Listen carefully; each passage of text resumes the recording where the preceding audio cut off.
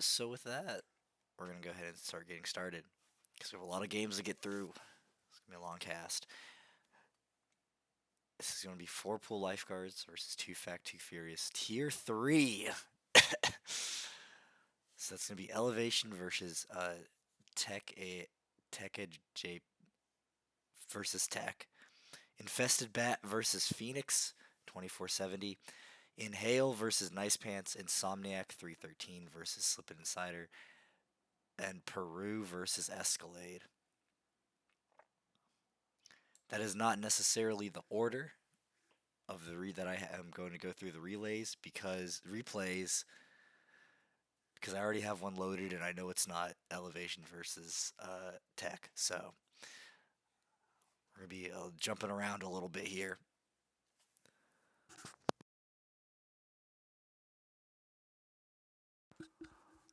All right.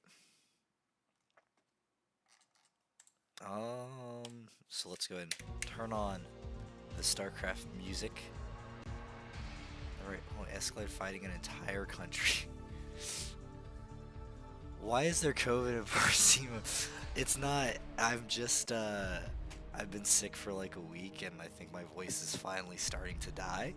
So we're gonna see how far we get in this, and then yeah, it's just allergies. It's early. It's allergies. We'll see where it goes from here.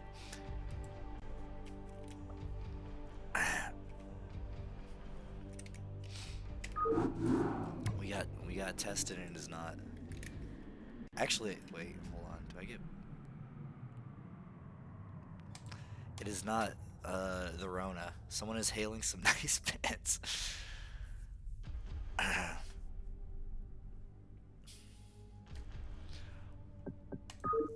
Alright. Probably have to edit some of the StarCraft volume because I think it's a little quiet, so we might need to kick that up a little bit before we get started. Or when we get started. Alright, let's go ahead and... Do I have the game loaded? I do. Our first game. It's just allergies. It's not even me. This is just a friend of Scimo, that came in with an entirely different voice. Alright, wait, no, okay, wait. Oh geez, StarCraft isn't. Let me... Brood War?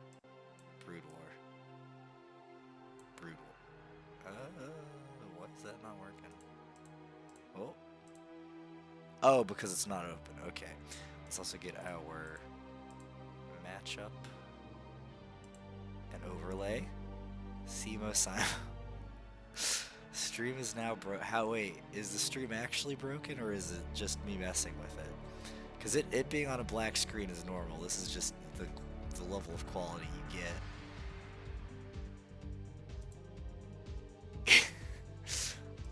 And now let's see. I'm gonna try again. What a weird.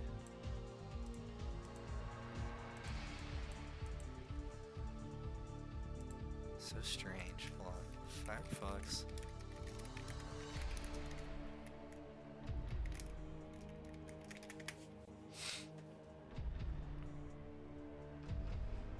Okay. Tell me it's the black screen is normal. Because I see a black screen with the overlay gun. So, alright. It should come up here in just a moment. Or it should come up as I say that because there's a delay between what I see. This is going to be our first match. It's going to be Escalade versus Peru. And on our first map is once again Neo Sylphid, one of the best maps in the game in my opinion.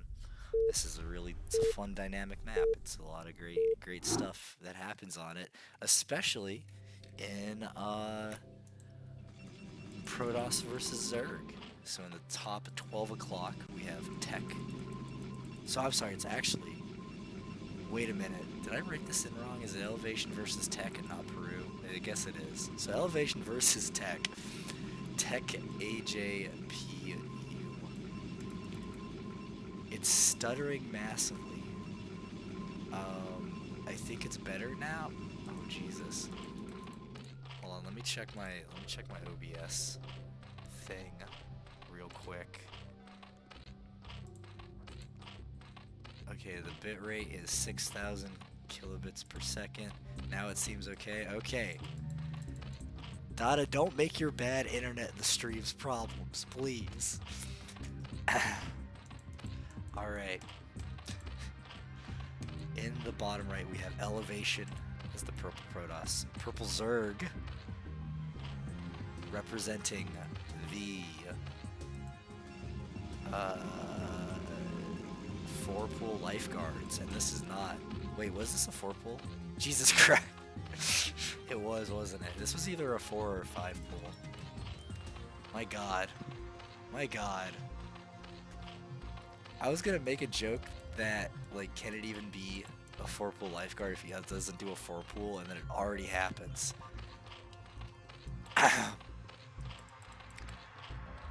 So Tech is gonna see this and just immediately, so they're gonna have to build, like, the cannons, like a cannon immediately, but they're also gonna have to build, pull like half their probes, the body block for the cannon. So really this comes down to an execution on the Protoss's part, and that's not what you want.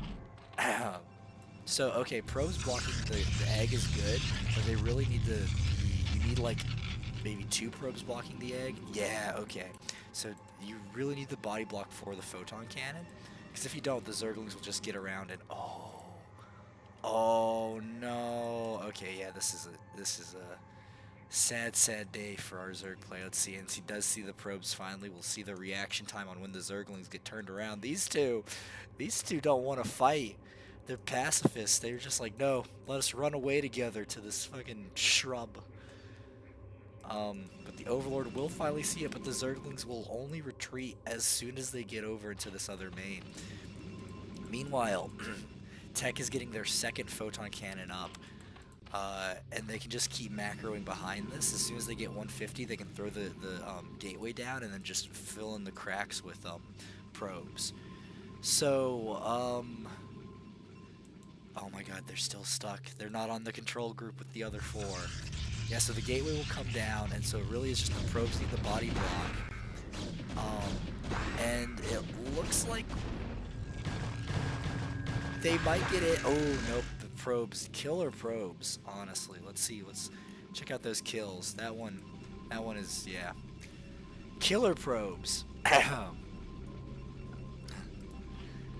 Meanwhile, Elevation is expanding to their high ground third, or their pseudo high ground third. It's not real high ground, which is I'm not sure why. So I guess it might have been a drone was on rally and it was just building the base to its closest point. Which that's like fine and okay, but you probably also want to get your natural expansion as well. That drone was doing a little dance. So the thing is, I don't think if Elevation just goes straight into 3 hatch before anything else, I don't think they'll be super far behind. This looks like what they're going to do. Like, you'll be able to catch up with drones pretty quickly. But I guess that, and you know what, taking this is smart because that means that this will be fully made by the time the Protoss has Zealots out to pressure. Yeah.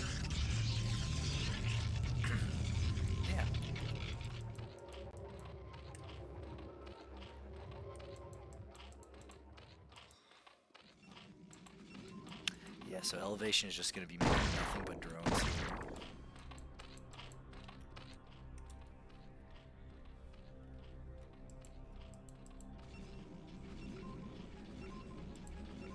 Oh, that probe, he's going to be getting some damage in. Unfortunately, we do have 1 Zergling. He's going to come back and... If that was one of our hero probes, it would have beat it easily.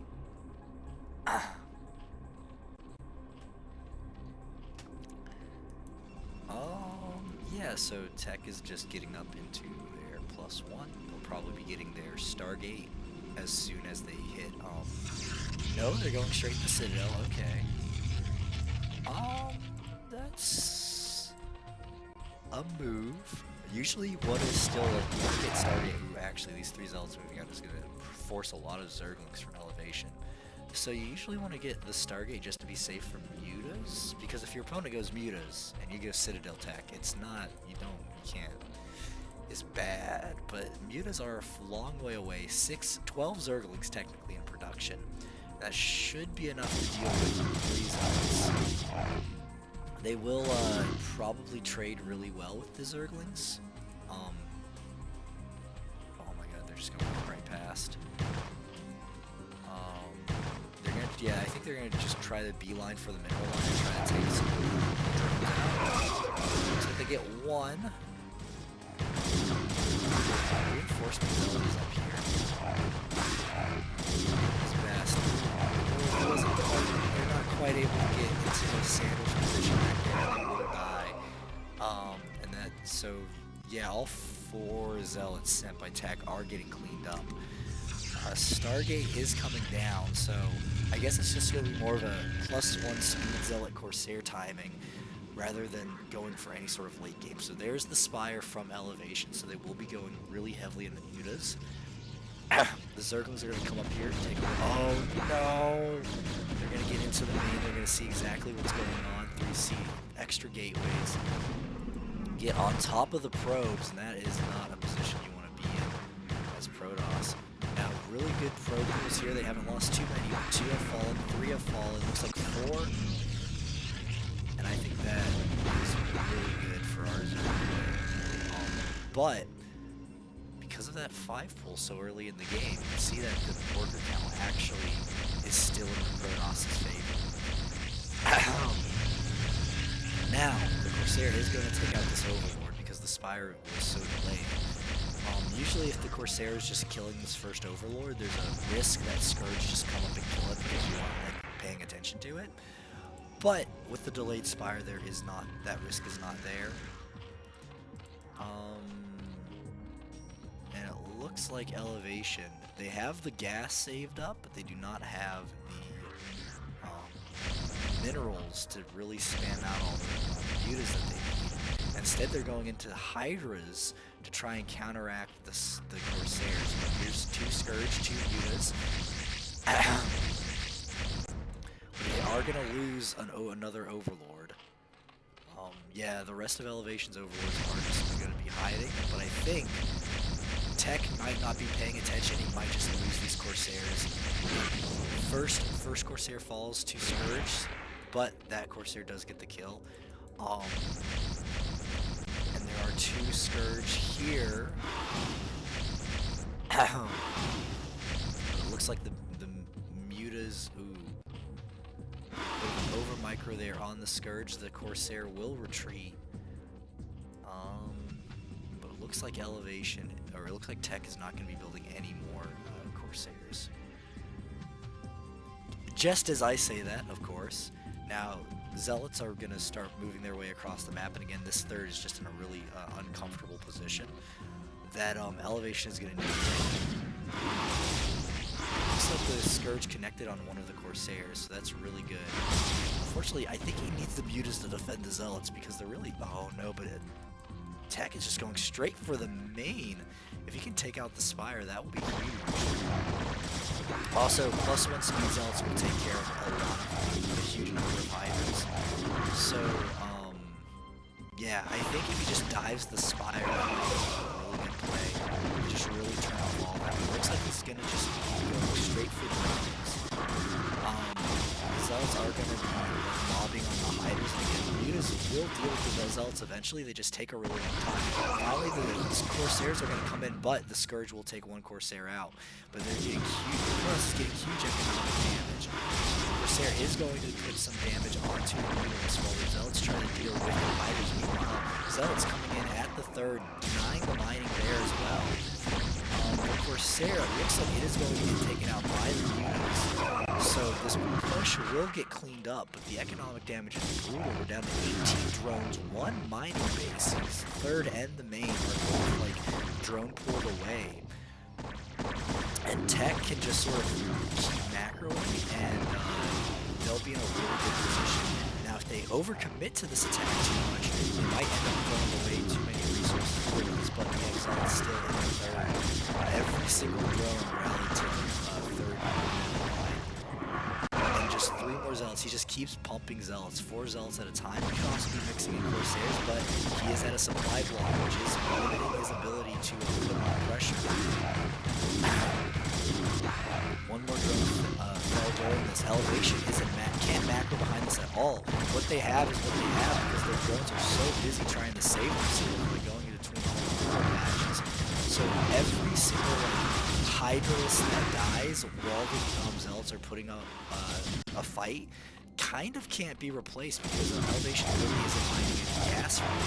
There's only guys over the main and it's not doing anything with 2 idle drones just protecting the Spire. Down to 12 drones to 32 probes, and again, it's just going to keep getting lower. +1 armor storm, more Zealots, more Corsairs, and nothing in production for our Sword player. Last Hydralisks falls, and we're reset down to 8 drones.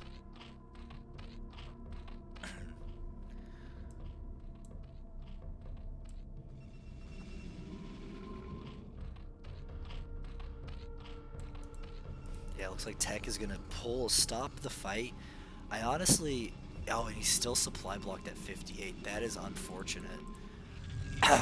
But yeah, okay. It looks like I was gonna say if he goes in for another attack with 3 Corsairs, that can deal 2 heroes very easily. The Zealots will tear through the Zerglings, and behind this, Elevation has made drones because they have to make drones. So I think this is going to be game. There's just no way that Elevation will be able to resist this last sort of push.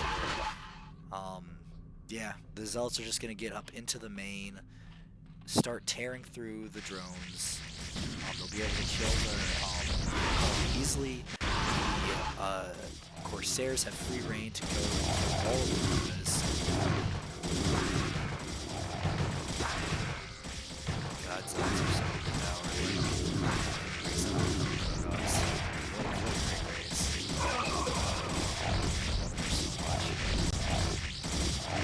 Yes, that's going to be game, and Tech is going to take the first game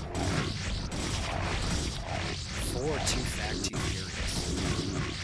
But Elevation, it's a best of 3, and those are extremely volatile. So Elevation has plenty of chances to bring this back, down to 6 drones. He just doesn't have a chance in this game.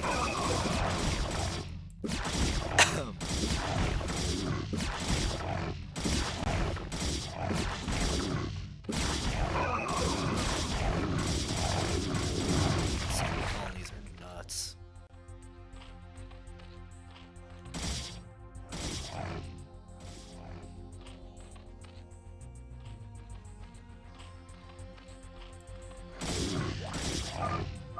It's GG's.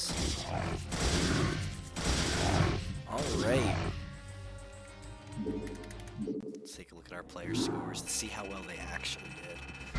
Yeah. That's 51,000 to 28,000. That's rough.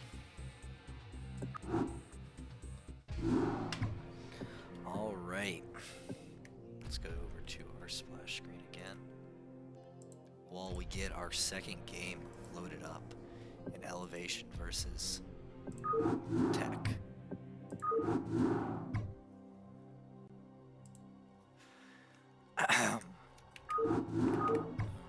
And this one is going to be on the fan favorite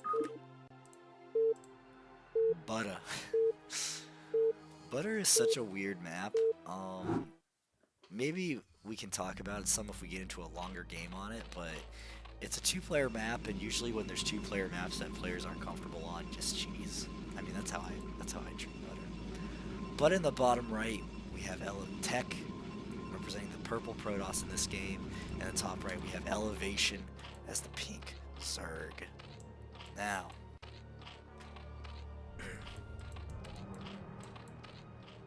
Overlord sent immediately across the map as Tech is going to go and begin their very early pylon.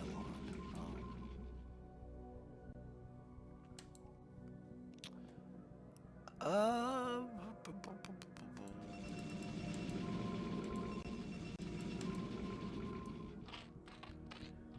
okay, this is like some mind game stuff. So Tech, I might be betting that their opponent is gonna go for like 5 pool again.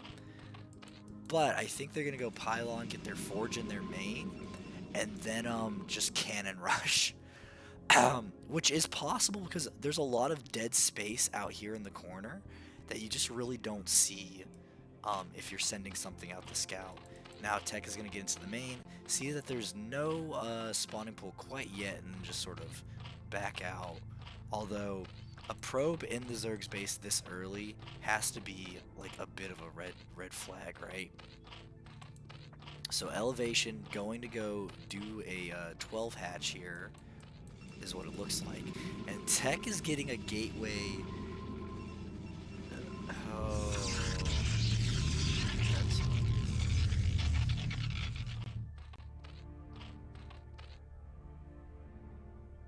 So usually if you send a probe out this early, you're going to want to be cannon rushing the natural hatchery, because you can see there's a lot of unseen space up here, right? But if you're going to go gateways in main, you tend to probably want to do 10-12 gate instead of 9-10 gate, is what this looked like.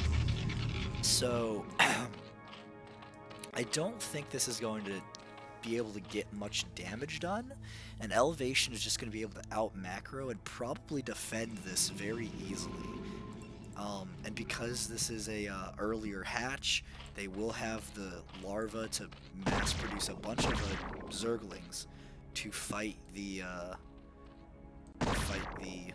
zealots. Okay, it looks like, yeah. See, I think if he was gonna send a probe out that early, a cannon rush up here would have been pretty good. You could have built a cannon in your main, built a cannon like right up here, and then just kind of force them on one base for a while. But yeah. First zealot is coming up, and the sunken colony. Okay, so the pylon. I'm not sure what is this? Tech, what is this? You know what? I can't hate this. What is this? You fucking weirdo.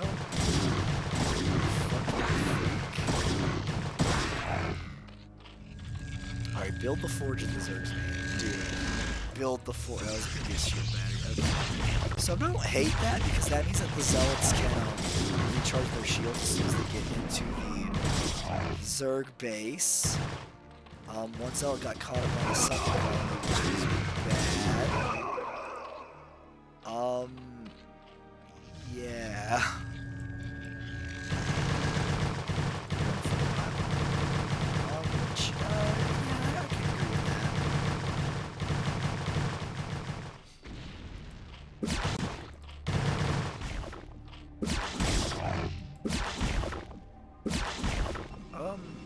Yeah, and Tech isn't doing anything behind this. So if Elevation just link floods, I think that is the game.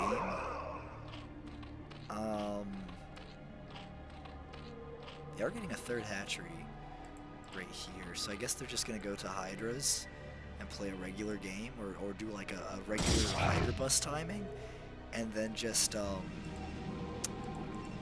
kill their opponent, because Tech is so far delayed. Their second base is so far delayed. Elevation is even leaving. Damn, the vision range of the shield battery is pretty crazy. Like, Elevation is even just leaving this up because there's no purpose to go kill it. Yeah, they're just gonna send the Zerglings across the map. Now, Tech has been producing zealots non-stop, so I don't think this number of Zerglings will be able to get a bunch of serious damage done, but Elevation can dance behind them, get into the mineral line, and take them out.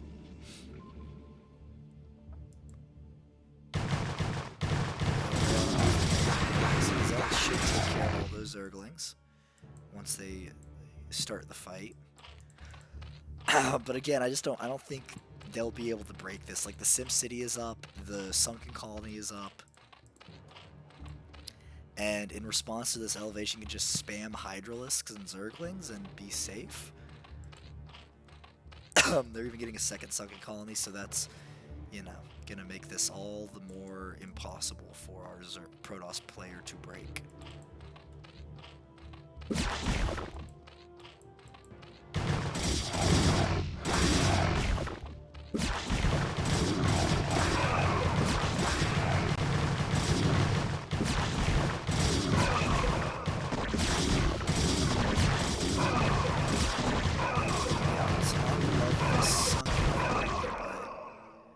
Doing half of its health and damage, and now Elevation once again just has a huge amount of Zerglings. Yeah, Tech is even just going for TTs, I think. That's not gonna work. There's Overlords everywhere. Ooh, bit of a misclick here on the drones. They are not mining any minerals. And mutas are a good choice here because of your opponent can't really go Stargate off of or they won't be able to match your production.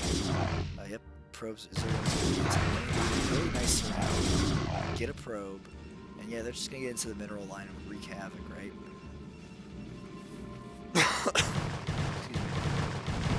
One more probe dies.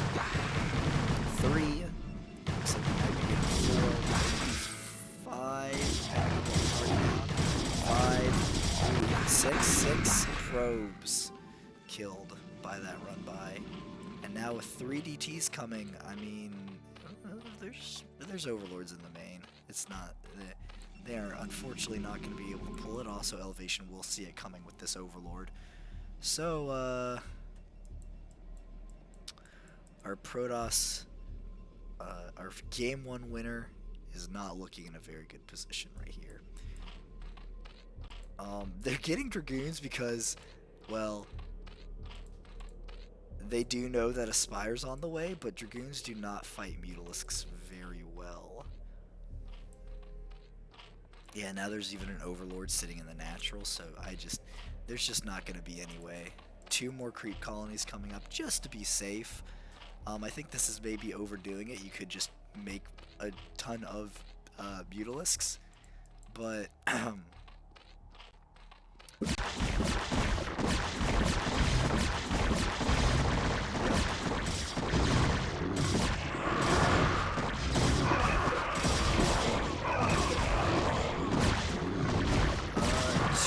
drones.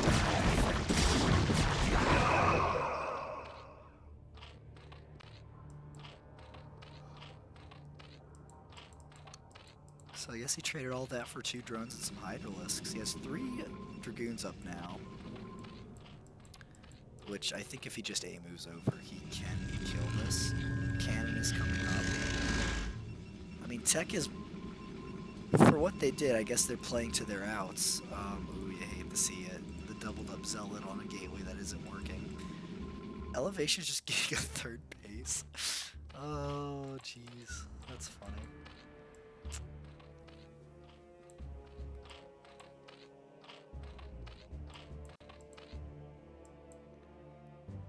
Two more photon cannons going into the main.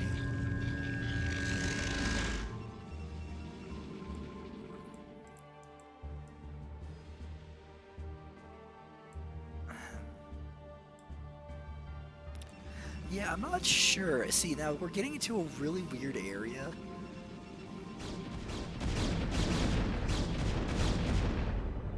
Kill it. Okay. See, we're getting into a really weird area where Elevation's playing almost too passively. Because if Tech had done like this, had cleared the Overlord and expanded earlier, like even if they do it now, right? If Elevation just waits too long, they might like be playing an even game instead of a game where they are ahead in every possible way. Now this run by is going to be good, but we do have 2 photon cannons in the main.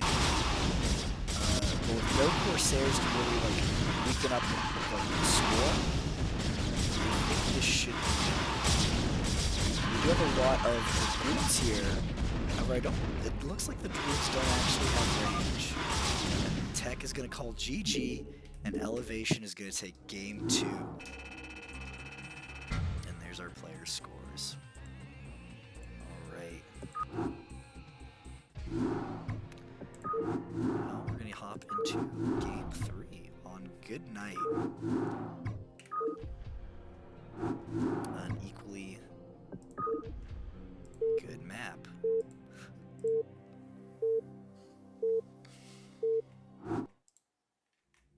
Oh. Okay. In the bottom right corner, we have TekAjpu for 2 Furious on match point for our first match of the day.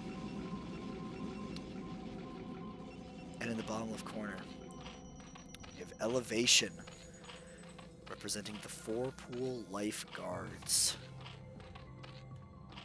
Also on match point. In our first match, 3rd game of the day. Whoever wins this is going to take the first point for their team in the Tier 3 matches that are getting casted. Overlord scouting up. I think they should probably be scouting this way. But Tech once again sending out an well, okay, hold on, never mind. Getting a little ahead of myself. Tech sending out a regularly timed probe, but he is also going to be doing a pylon scout, which wasn't Butter Map 3. That was week 1, I think. I'm pretty. Oh.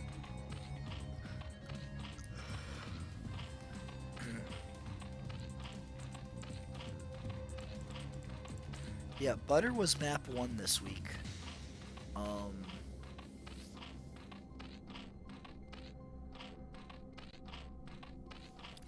Butter was map 3 week 1.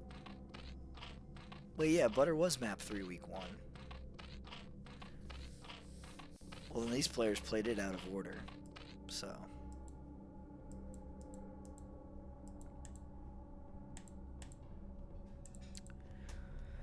I think we've had that a bit where there's been some replays that are saved and they're played out of order. So I think Goodnight might have been their 3rd game. I'm not sure. But we have the Pool into Hatch. Tech is going to be able to just get their Nexus behind this. Actually, no, this was Hatchery and then Pool. If it was Pool and then Hatch, the Pool would be closer to being done by now. So Tech is able to get their Nexus up. They might just go for a, yeah, they played in wrong order. Okay. That drone is getting some serious work, but the cannon is going to go up. The drone is going to do its best, though. Let's see how much serious damage it can do.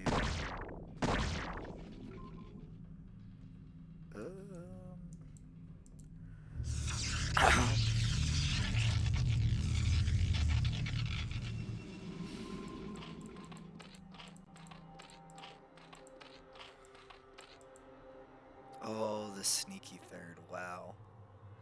I don't think Tech saw this either because they were down here scouting by the time this wolf started. So. Oh no! Oh, get him out of there! Okay. Overlord had to perform some evasive maneuvers to avoid getting, scrub murdered by the photon cannon.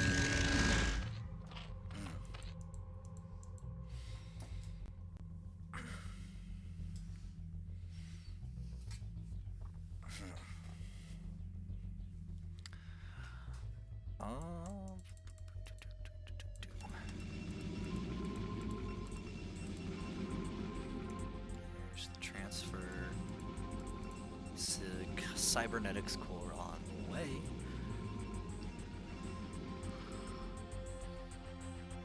Ugh.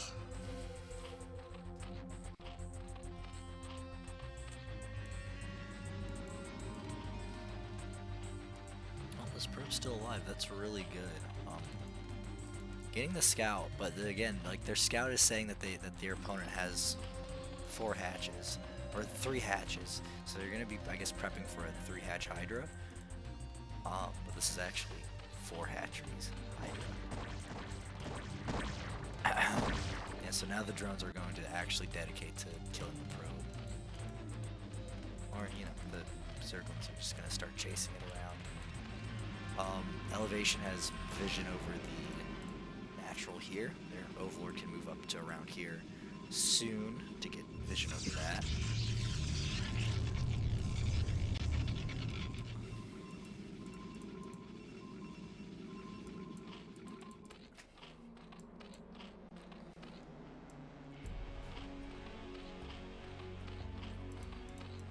Yeah, now I guess we're going to see the Hydra rush, I guess. 9-3.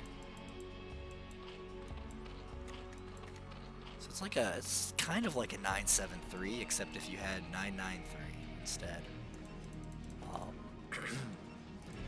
Citadel on the way. Hydra speed almost done, and there will be Hydra Range. But actually, with only 1 photon cannon here, Tech might be in a really bad position. If your opponent is going for a dedicated Hydra bust, you need to just spam photon cannons, and just throw them all down. And if Tech is relying on this 1 photon cannon to protect them, I think Elevation is going to have a very easy time breaking that wall and taking this game. The first Corsair is out. The Citadel is done, but we are going to not see the... Oh no, yeah, he's going for a +1 charge lot timing instead of Storm. And this is the kind of build that is going to really take advantage of that. Hydras are just going to start positioning. Okay, now the cannons are going down, but if Elevation plays this right, they can dive in, kill the cannons. Yeah, it looks like they're going to try. Yeah, God, Hydra DPS is crazy. But this gateway, actually, the cannons, they do take an infinity to build, and no matter how many Tech throws down at this point, the Hydras are going to get up in there. They are going to start tearing through them. The Zealots are going to pull up and try to start buffering the Hydras.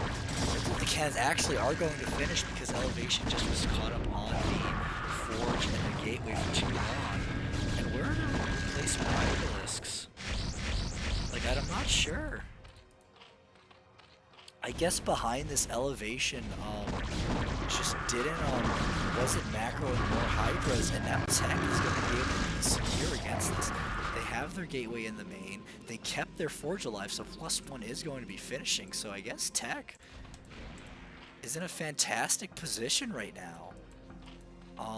Elevation is really close to getting supply blocked. Yeah, that's crazy. He was just, like, if you kill the Gateway, you can dive forward and you probably can still get the cannons as they are building, but yeah. Tech was really late in getting the photon cannons ready, but Elevation was just as late in getting their Hydralisks online, and then unfortunately Corsair is going to get ignored and killed, and I think this Corsair is going to suffer a very similar fate.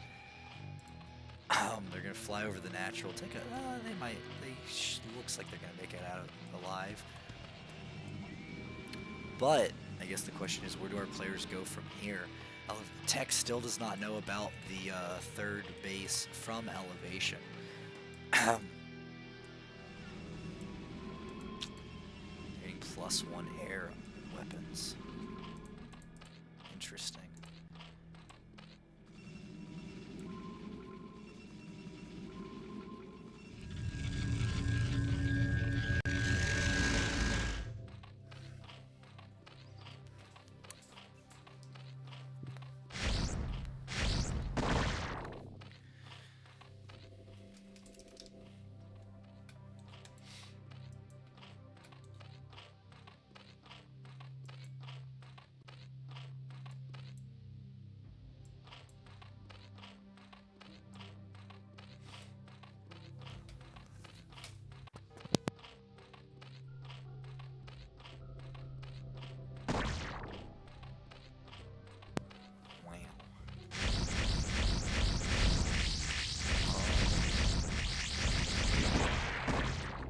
pretty good dive.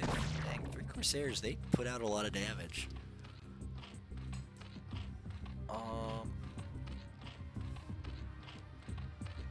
So, yeah, I think Tech going, like, continually doing Corsairs, getting +1, like, I think they're really just taking advantage of Elevation being out of position, but Elevation is getting that 4th base. Tech is getting their mineral only, which is kind of like half a base, it's not really a full base.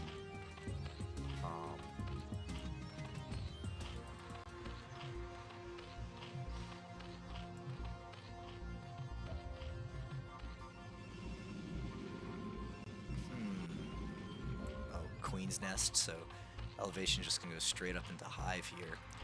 4 Corsairs are out now. No, I mean, a Spore Colony would basically shut all of this down, right?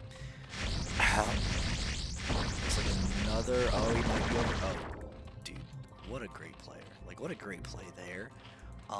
It's really easy to get sidetracked and be like, oh no, I can snipe this Overlord and get out with minimal casualties, and it's like, no, it never works that way. So, you know, good instincts there. Yeah, Elevation is just macroing insanely hard right now. 49 drones, big transfer, and the Corsairs are out of position to see it. Oh man, there's just like 3 Overlords with nothing defending them here. Elevation, please, Elevation. Next time you play PvZ and your opponent has like any number of Corsairs, just get some. Oh shit! What's wrong with your drone? My man's having a seizure. Fucking do something for him. Jesus Christ.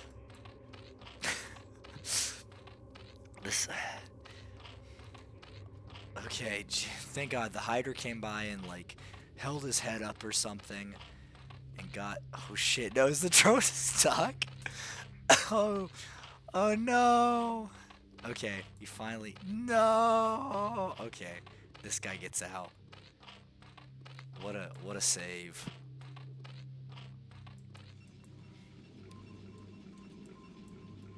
Alright, Lurker coming up for Elevation, but Tech already has their observers on the way. Shuttle came out too, so we might be seeing some storm drops eventually, which, you know what, might be a great idea because Elevation really has not been putting much into their like aerial static defense.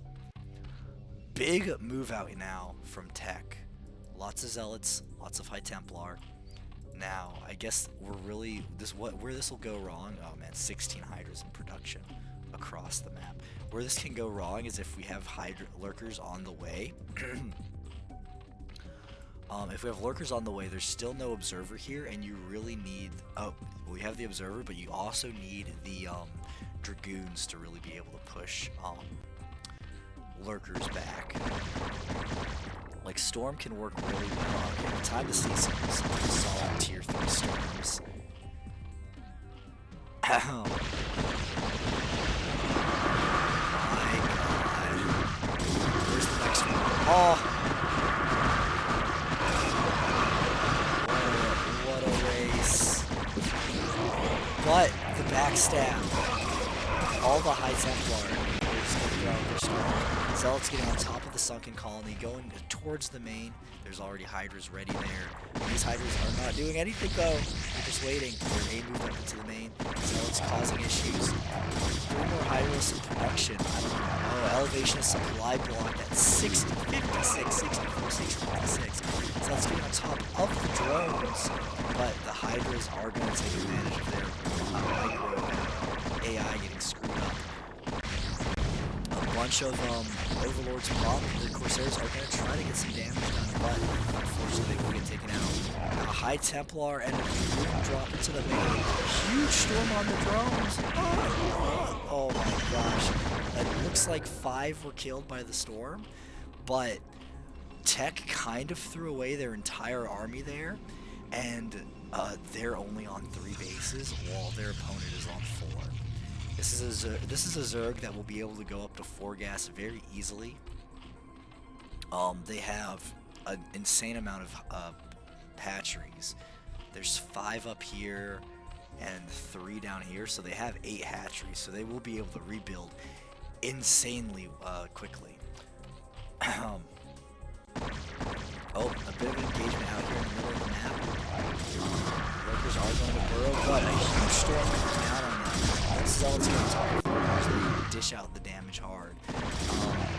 a lot of Zerg here caught up in the middle. Yeah, Elevation trying to snipe the High Templar, really good play there. Tek going up to their 4th base. Ice Storm almost does take out the Observer. That's huge. Tek is going to have to retreat with that Observer. They won't be able to push any further in, but they do have replacements back home. But the High Templar snipes are real. Tek is going to have to replace them. The Elevation is just macroing up, spending money as fast as they have. Tek, meanwhile, back at home, floating 5k minerals. 1, 2, 3, 4, 5, 6, 7, 8 gateways on 3 going to 4 bases is not enough. Like, once you get up to 3 bases, you really need to get up to like 10, 12 gateways. 2 Archons can be good. Archons are a good unit. They aren't great at fighting Hydralisks because Hydras will do their full damage, but Hydras also clump up a lot, so they're going to try to bait them up into the Lurkers, but I don't think it's going to work. Red spawning here, Hydras go focus firing down the Archon, and it will fall pretty easily, and now the Zealots will get picked off as well.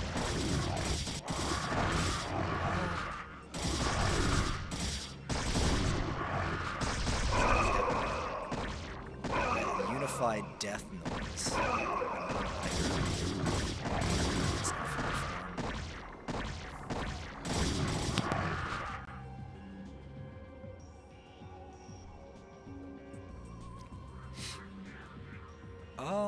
So he got the Adrenaline upgrade, and really at this point, I would love to see Ultralisk Cavern and just straight Ling Ultra, because that's very hard for Protoss to deal with.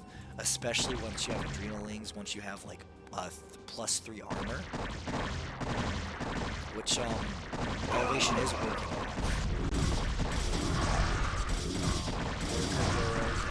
Fight. Both of our storms are being sent out.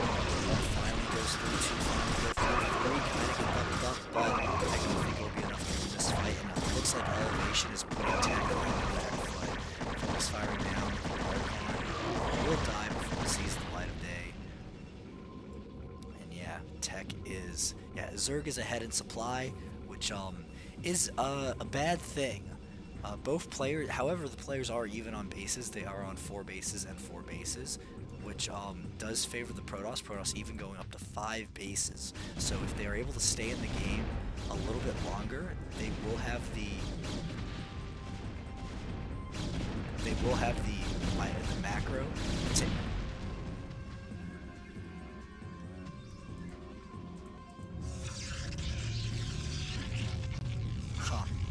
They will have the macro to fight the Zerg player.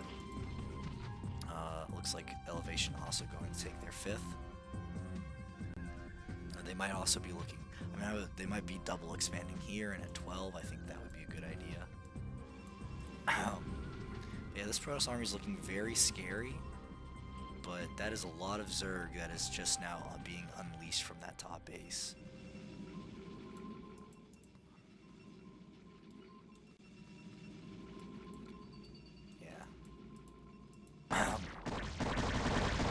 Elevation once again getting some live blocked. They have 3 overlords in production, but Tek is moving up the map. This is looking might be a little scary. Like, there's 3 angles that they can get hit from by the Zerg if Elevation pulls that trigger, but it looks like they aren't. It looks like the army's going to reinforce up here, and this going to engage is one big thing. Zerg is getting on top of Dragoons. Now, I think really it just is the macro, right? Elevation has the money, then they could have like twice as many Zerglings as what they just engaged with. Because Zerglings, with the Dream Plans, yeah, you see them. Zerg will eventually overcome. There's still this like Corsair core of the army, but Elevation will be able to start kind of poking in at these exterior bases. He still doesn't know that a 4th base is up, but never mind. He sees the the probes as they are being transferred, and he is going to get vision of this now. And that makes this base the prime target. Yeah, you can see all of the forces are just A-moved over here, and Tech really doesn't have any way to defend this at this point. The Zerglings will tear through the Photon Cannon. That is a lot of Zerglings. Holy shit. Yeah, so this 4th base is going to get denied, pushing Elevation really down to just 2 mining bases on only 1 gas.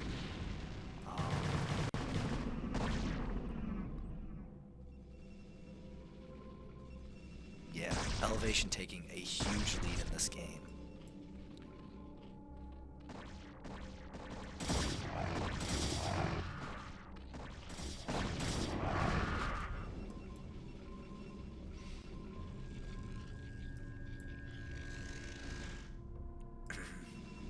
Looks like Promise Tech is pushing out, but Elevation can just rotate this army down and start taking out these other bases here, right? Like Zergling's running up to this 3rd, that'll work. This should be able to hold pretty easily. Really nice start. It's a good shot for the Hydras, but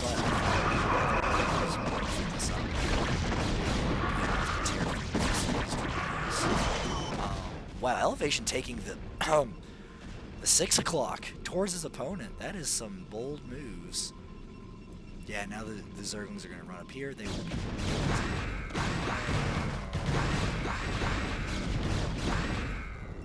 But now that he knows that base is there, he's just going to keep making Zerglings, keep rallying them across the map, and keep trying to hammer this 3rd base. At least, I mean, what's he could do. Yeah, Zerg is 60 supply ahead, and Zerg supply is basically worth twice as much as every other race. Elevation just checking around, looking for any ninja bases. Just wanting to make sure. And then is going to just keep hitting this thing. If this base falls, it is game.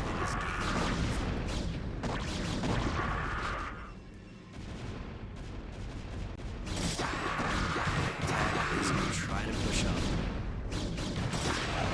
Big storm this base up if he has any way of staying in this game. But with the reinforcements, with the drones, and on the high ground, that is just something that is not going to happen.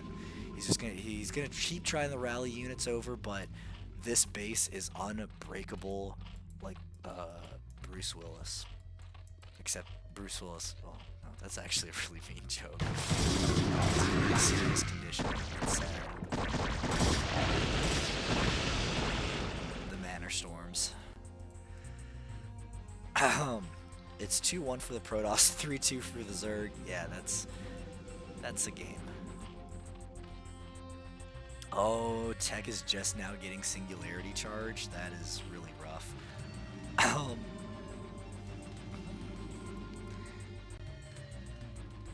mean, this is just kind of what like the Sylphid game was like, where Elevation had enough to just win, but they play it safe, which I can't fault them for. You know, that's okay.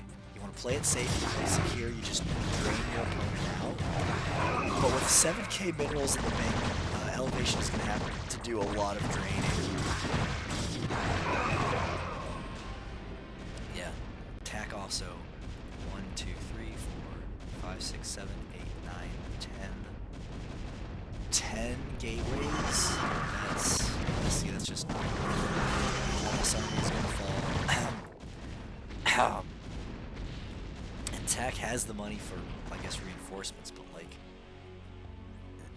Elevation does too, and Elevation is spending their money much more efficiently. There's that 12 o'clock base getting taken.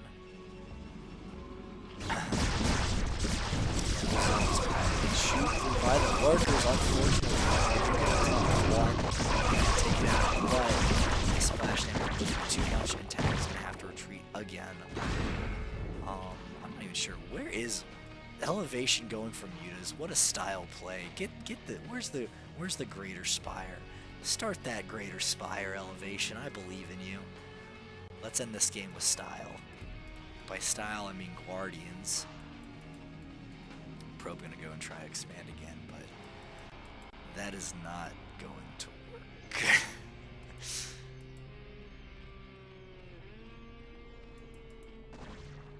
Oh, that's funny.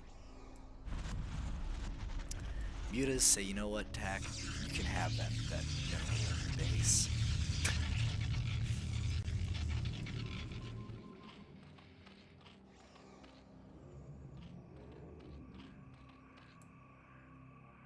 Oh, Jesus. Yeah, well, that base is actually going to go up, huh? Okay.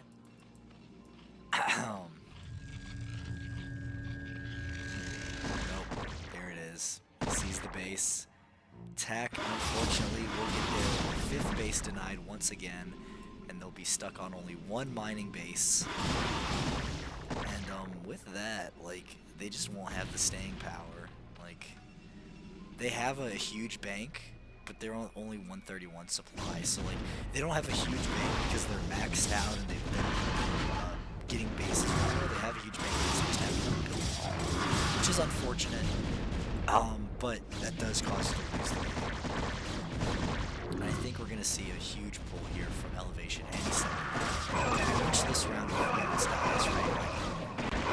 Tak will be aware of just how far behind they are. And there's the GG. Elevation is going to take our first match of the day for the 4 Pool Lifeguards. Let's check out the scores.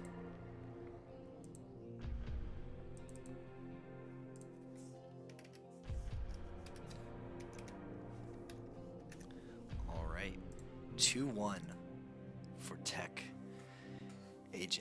2-1 for Elevation against TekAjpu. Really great match there.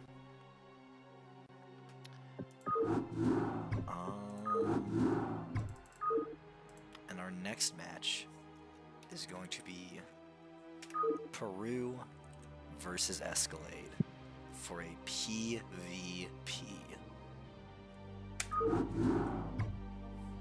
Once again, on the first map.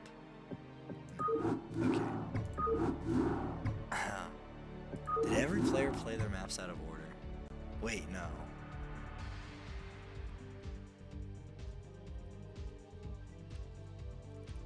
Yes, every player did play their maps out of order. Okay. Time for some Ped v Ped. Escalade versus Peru. Let's swap our screen over and get started. And take a sip of our coffee.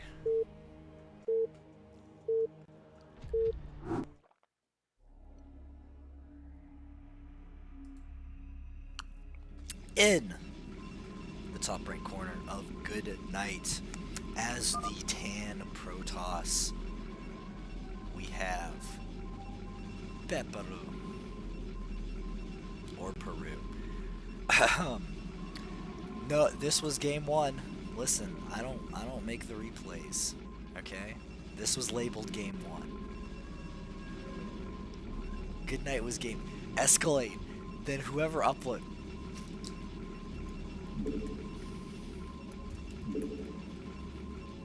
Alright, we'll do Sylphid next then. Whoever uploads this, they're doing them all out of order. Wait, no, don't answer that. Don't answer that. Escalade, don't answer that. That's spoilered. Wait, no, is it spoiler? Wait, no, both players upload their replays. The app renames it? Dog.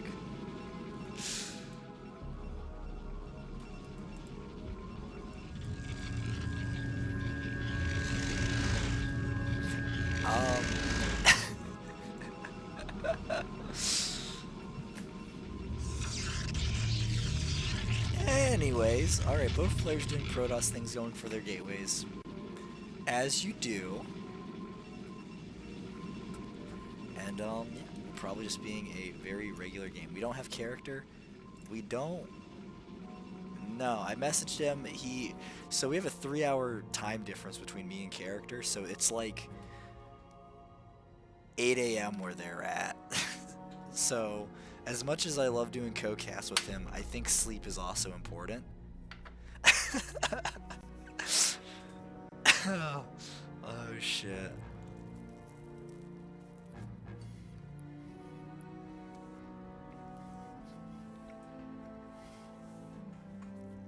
Dude, these streams are already budget. Like, this is just a cursed stream. The app source uploaded replays by file name.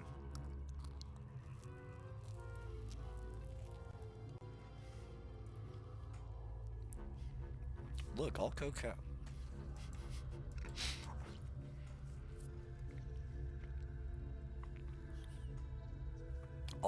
I'll co-cast with anybody, okay? It's my dream to have every single CPL caster in a single call casting the same game.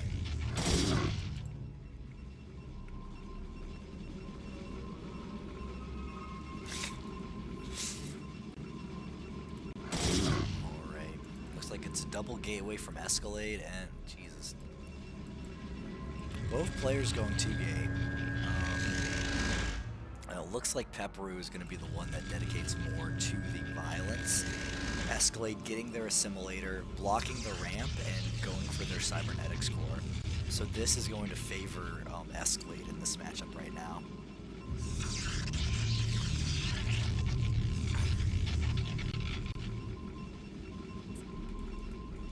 Shit. Oh my god. Escalade's... What? No way. Get 2 kills. What? Dude, that probe died a hero. Yeah, and there's no way this gets broken. Go up to 3 gates. We're gonna have 3 gate goons. Escalade, calm down. What do you feed your probes?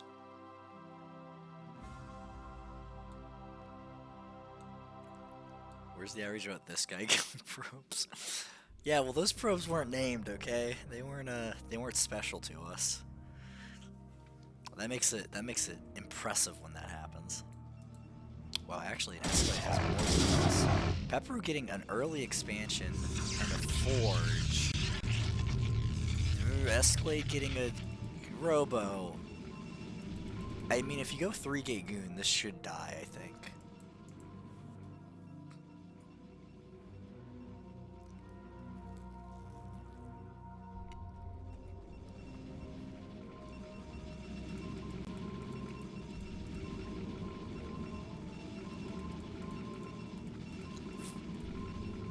Escalade might do a DT drop.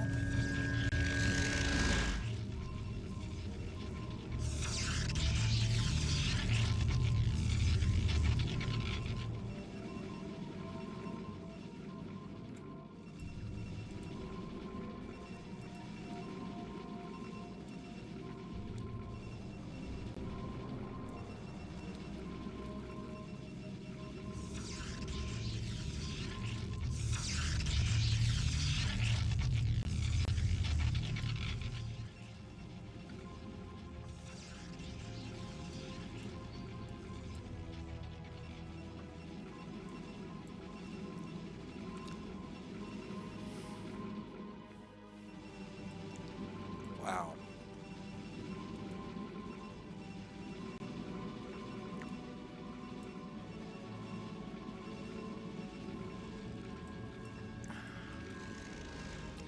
So it's going to be a Reaver drop, and Reaver drop against Cannon Expand is bad. I know because I've done it so many times, like specifically against this build. So, because the problem with Reaver drop against Cannon Expand is your opponent just gets Dragoons, and the Dragoons will kill the Reaver drop, right? Now, the Reaver can punish the Cannons, but then you have to do a weird micro dance between the Reaver and the Cannons, and it honestly, if your opponent goes for, like, Cannon Expand, it just straight up is easier to just go 3-gate goon and bust it with Dragoons.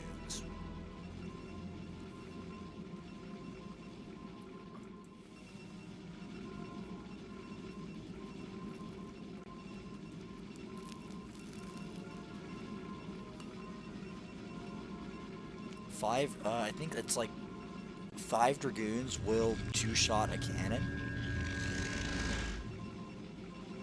So you just need 5 Dragoons and this was bustable.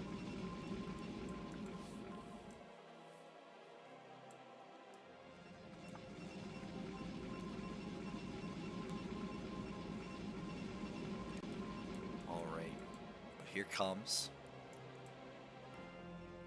Okay, it looks like he's gonna try more for just assaulting the front with Reavers and Zealots, which is okay. Oh, nope, shuttle goes straight into the main. Zealots bait out the fight at the main. And here comes the Reaver drop right at the pros.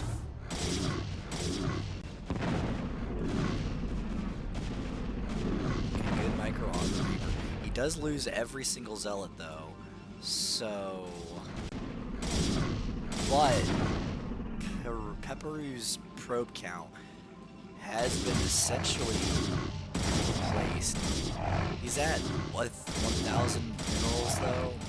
Whereas Escalade threw away his entire army. It looks like he's going to try to get out. There is a Dragoon that will be able to do some damage. He's going to try to go down to the natural to take out the probes there. But there is a probe pull already happening. Let's see if the fight gets the Scarab off. He does not. And instead, yeah, see, so this is the issue, is that it's still 2 Nexus to 1 Nexus. He can rebuild those probes super easily, and now Escalade is like really far behind. Oh no, oh god, pick up, drop. Okay, so that's pretty good. So the Zealot count is gone, but...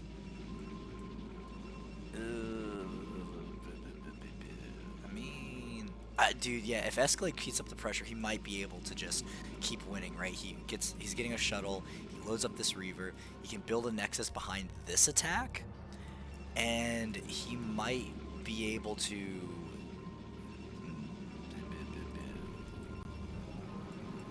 Yeah, he should be able to take this.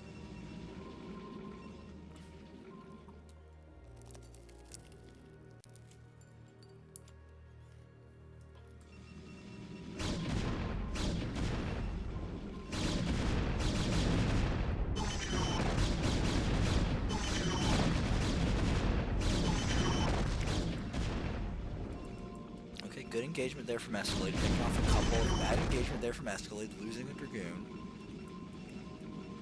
You can see Peru's count. He has about, I think, 2 more Dragoons than Escalade, but they're getting kind of caught up on the photon cannons. I think this is still favoring Peru. Escalade is committing too hard to this.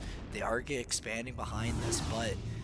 Like, Peru is on 5 gateways, they're on 2 bases, already mining. Their probe count is once again back in the lead. Yeah, I think that Reaver needed to be with the push if he was gonna, like, commit to that engagement. Yeah, so this is why you don't do Reaver drops against, like, cannon expand. Like, if there's a photon cannon expansion, just 3-gate goon. Well, first, you immediately expand. And then you 3-gate goon them. And you'll probably come out on top because they'll have to throw down more cannons to defend the Dragoons. Because they're spending money on cannons, they aren't spending money on Dragoons. So it's like, it's good. It's fine. He also got a Citadel for no reason. He wasted 450 minerals on cannons and forges, which I guess maybe if he was thinking that DTs were going to come, which does happen behind cannon expand. This is no, don't do this. Escalade. Micro. Oh.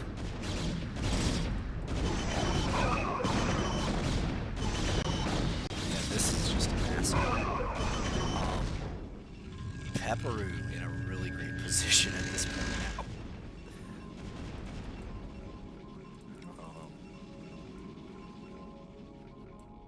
Yeah, now they're going to march across the map, and they're going to be able to put some serious pressure down on Escalade. Escalade does have a Robo, but his Robo's all the way back here. So his Reaver's going to take, like, an actual, like, eon to climb all the way up to the front of the base.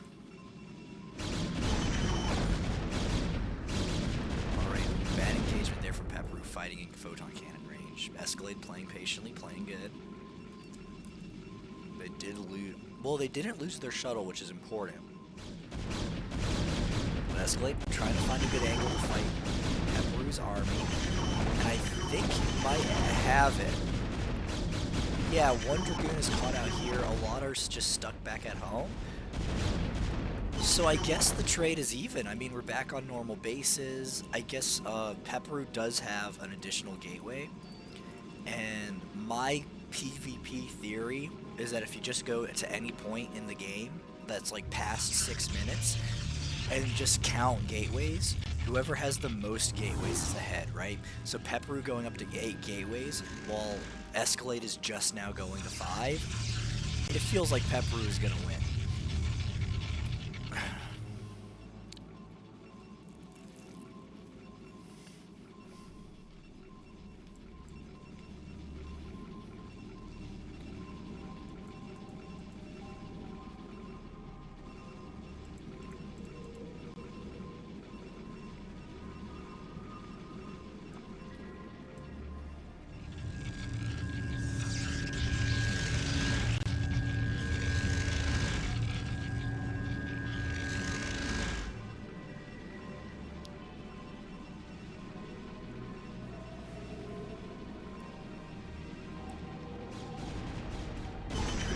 Escalade gonna try to fight again. I just think both players need to calm down. Like, whoever is pushing out and attacking is always taking a bad trade. That's not good. Escalade getting a 3rd base, that's pretty important. If this base doesn't get scouted and stays alive, Escalade is gonna be feeling real good. Also, no observers from our pink Protoss quite yet. So, if Peru ever gets up into Templar tech, just mixes a few DTs in with their army, that could be some serious damage done. Zealot speed, about to finish for Escalade, started for Peru. Speed Zealots are like the wild card of this matchup, where they're either like just meh, they're okay, they're mixed in with your army, or they will single-handedly win you the game.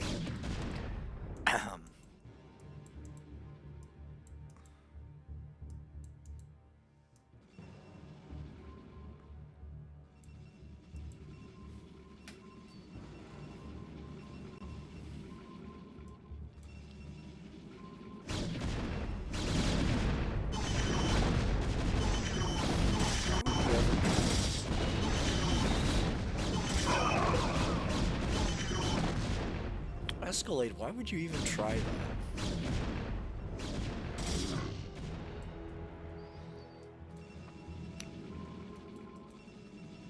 Like, it's so hard to comment on that exact fight because it's just silly.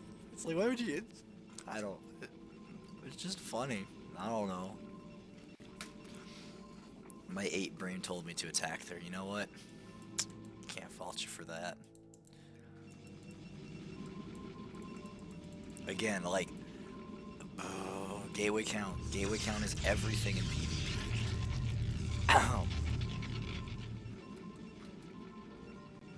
Especially low-level PvP, because you don't really have the micro to take full advantage of Reavers and Storms. So like, gateway count and that macro is everything. I think Escalade is kind of saved by the fact that Peru hasn't taken a 3rd yet.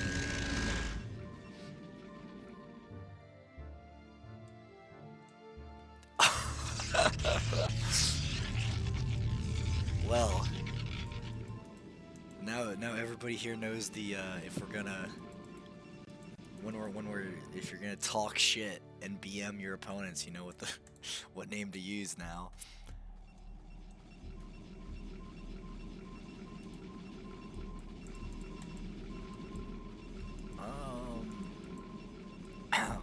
Yeah. Peru, I think, well, adding on 3 more gateways. Wow, dude, it's so funny. Like, you would think something would get stuck here, but they will actually spawn on the right side. So this is a good gateway placement. I think this gateway needed to be 1 right, but it's fine. It's whatever. Yeah, Peru going to take their 3rd. We have an observers out from Escalade, so they will see this happening. Although I think Peru is going to be taking the mineral only. I think right now Escalade is kind of being saved by the fact that their opponent is not macroing well at all. If Peru was like staying on top of their macro, they're floating so many resources that like they would have way more than just a 10 supply difference. I'm actually not even sure where Peru. Oh shit! Oh, I just looked at the APM. Oh no. Peru, why? Did our replay bug? Okay, now he built Dragoons. Oh my god. Peru, how did that APM trackpad Protoss? Wait, does Peru actually play with a trackpad?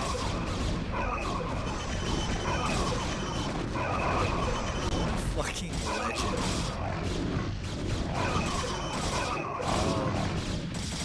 Yeah, no, this is bad fight.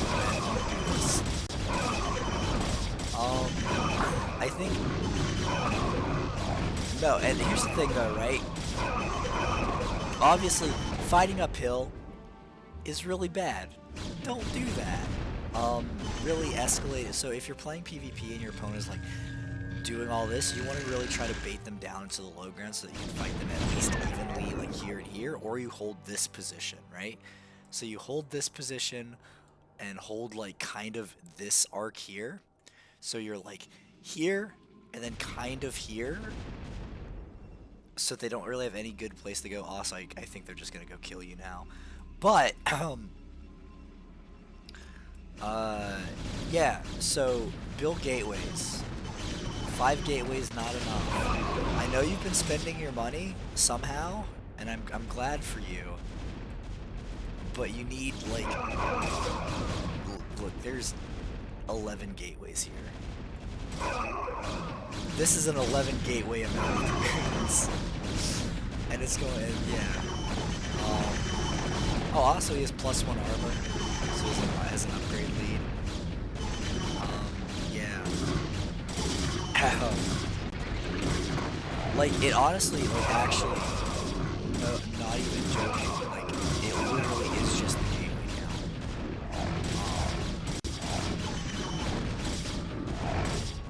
He somehow, oh shit! Oh, well that was a good play.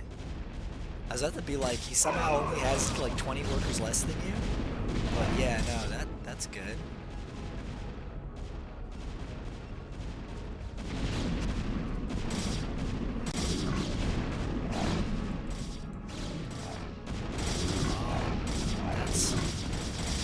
Noble intent, but this still is not holdable.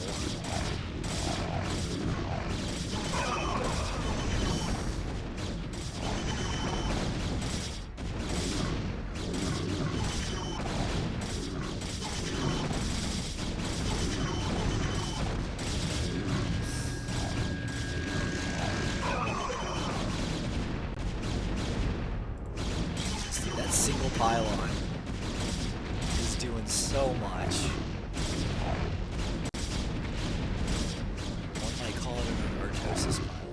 Oh, hey, the DT finally got it. GG's from Escalade. Yeah. Yeah. Gateway. Build gateways.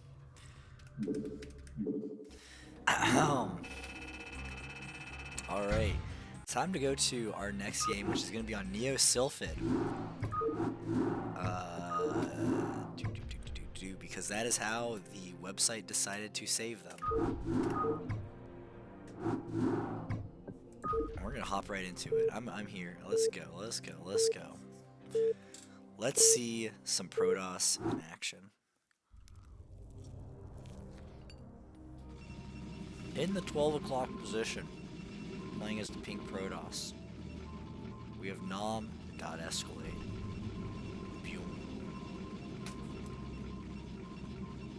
In the bottom left, playing as the Great Protoss, is a Peru.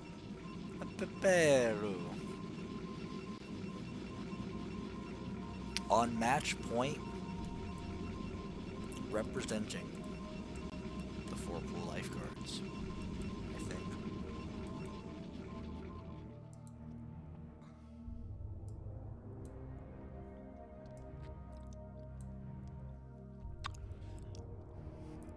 Oh, proxy tree of the forest, give us your wisdom.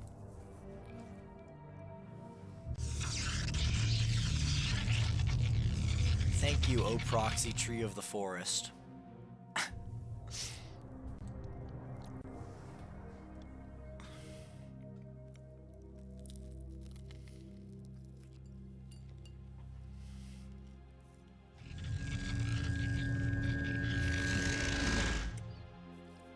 The mighty 9-9 tree.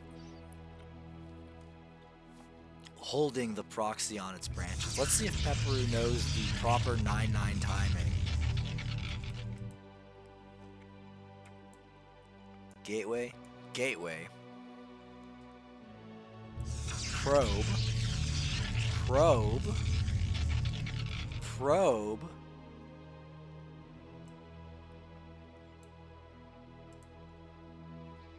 What a tragedy. Also, Peru doesn't know how to 9-9. What a... Oh, god damn it. Escalade is 9-9ing too. What a fucking legend. Okay, well, he is finally building the probe. And he gets the zealot. Now he also gets the pylon. Get the pylon. Get the pylon. Get the pylon. See, you have enough money for the pylon.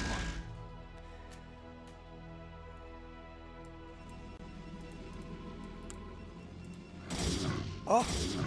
Oh, that probe's caught between a rock and a hard place. The rock is the pylon, the hard place is the zealot. Take that as you will. Alright. Escalade going for 2-gate gas. But the only issue is there is no ramp, and the rush distance from the middle of the map is much smaller. But I already have 3 zealots out. I don't see a 3rd zealot out from Peru. Peru, where is your 3rd zealot? There it is. He has 2 queued. That's a pylon. Build a pylon with that. Peru, please.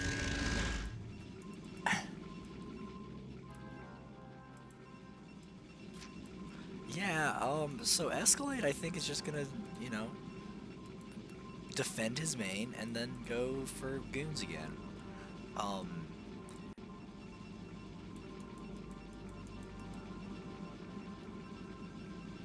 Probe in the main, not getting... Okay, hold on. Can we rewind for a second and just acknowledge that last game started with Escalade getting 2 probe kills with his single probe? Can we just pay attention to that fact real quick? Because, like, what? Why? What? So what is going on with Peru's probes? These guys are all over the place.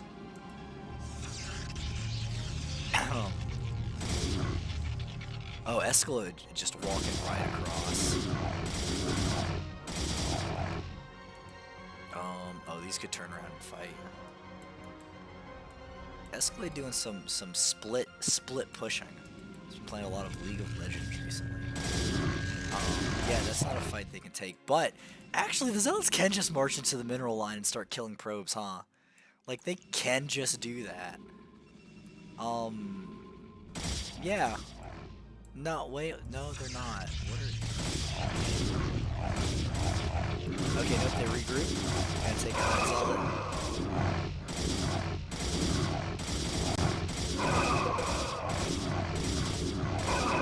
I think Escalade should win this. Oh, cannons coming up.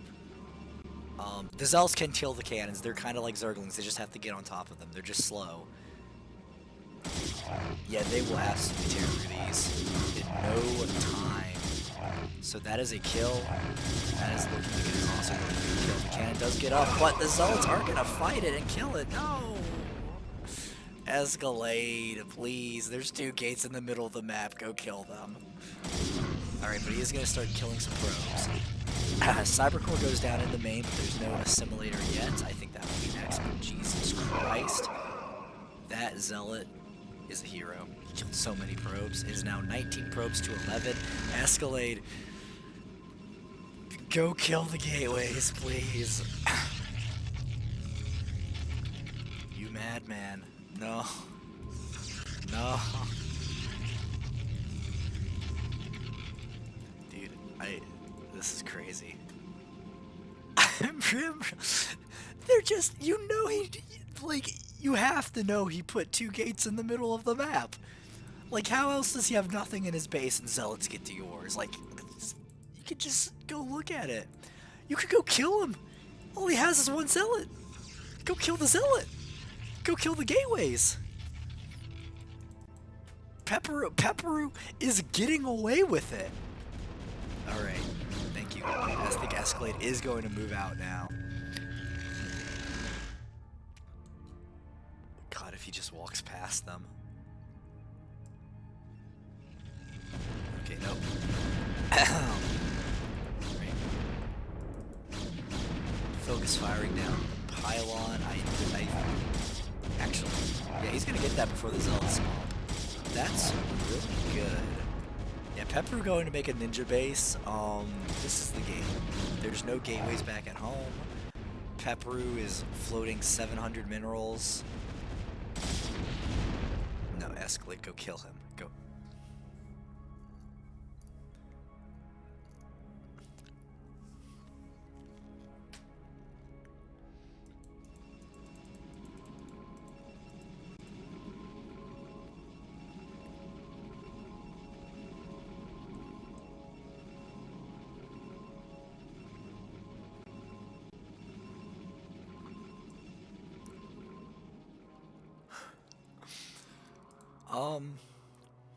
Alright, Escalade, I'm so glad that you're taking my words into advisement and you are just going to go kill your opponent. Even if you had to wait for a Reaver and a shuttle to go do it when, like, you have more than enough. Also, by the way, hold on. I'm gonna pause for a second. It's a PvP at around, like, past 6 minutes. Let's do the gateway count. 1 versus 3. Guess who's gonna win this game? I'm just saying. It's a hard rule in PvP.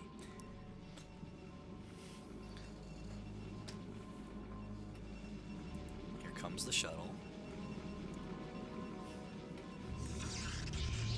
Alright, so Escalade gonna go fight up into Peru's base. I was told to watch the shuttle. My god.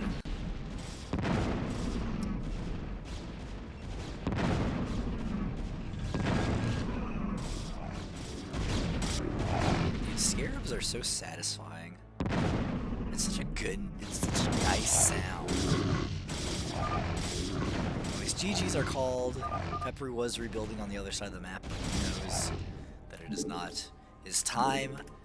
And now we are tied up 1-1 between Escalade and Peru. And we might have an issue.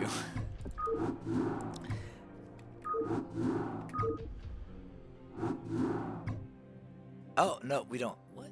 Why is the map name of this Untitled Scenario?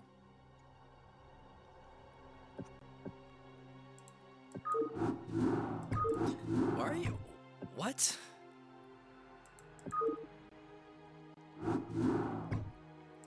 I don't know, we'll just start it. Let's watch. Let's see which player starts with 500, 500 in resources. Playing on a UMS map, Jesus.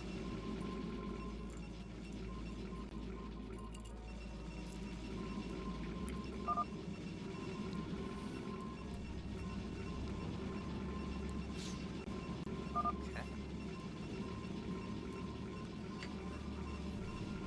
Good luck was had by all.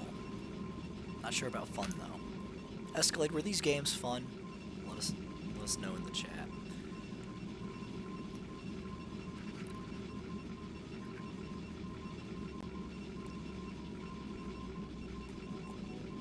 Escalade is lying and saying that they were.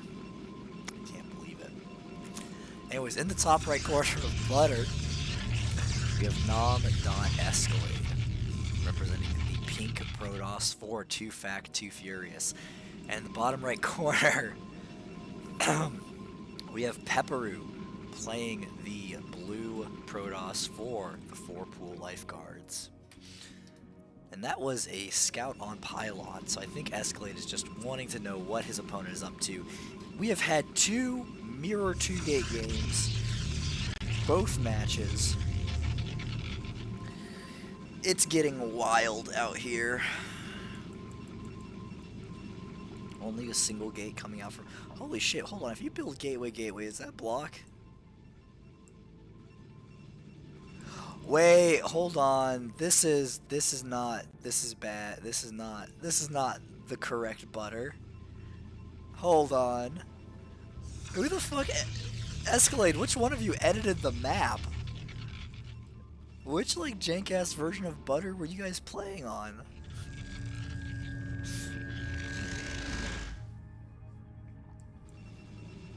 There's no egg. There's no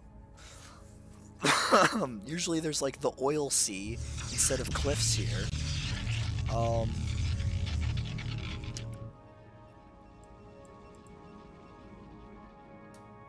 think it's the latter version? No way.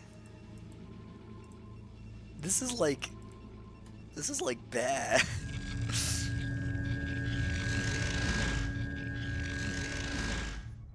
Dude, I just started like laying down and you're gonna do okay, fine.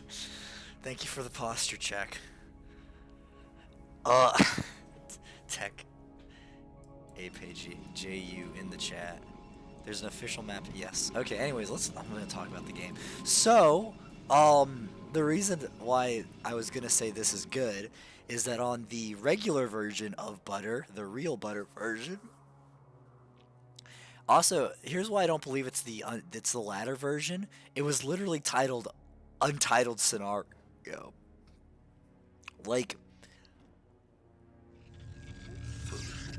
where did y'all find this jank-ass map? Who hosted this? What are you doing?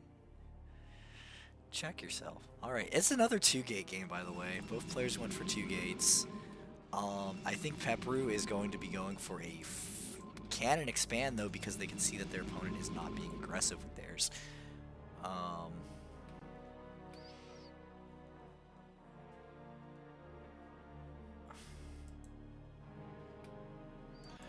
Yeah, this is gonna probably favor Pepper. Unless these 5 zealots have a dream. No, yeah, there's no way. Holy shit. Okay, so there's the cybernetics core. Escalade got their cyber really late in terms of like when they're mining gas and stuff. Pepper laying a cannon down, and I think 2 cannons down actually. I think that's a little excessive. But Escalade, as soon as he comes up and as soon as he sees those cannons, he uses the retreat and just build a nexus. He's gonna see the cannons come up. He's gonna see the cannons, and he's just gonna retreat.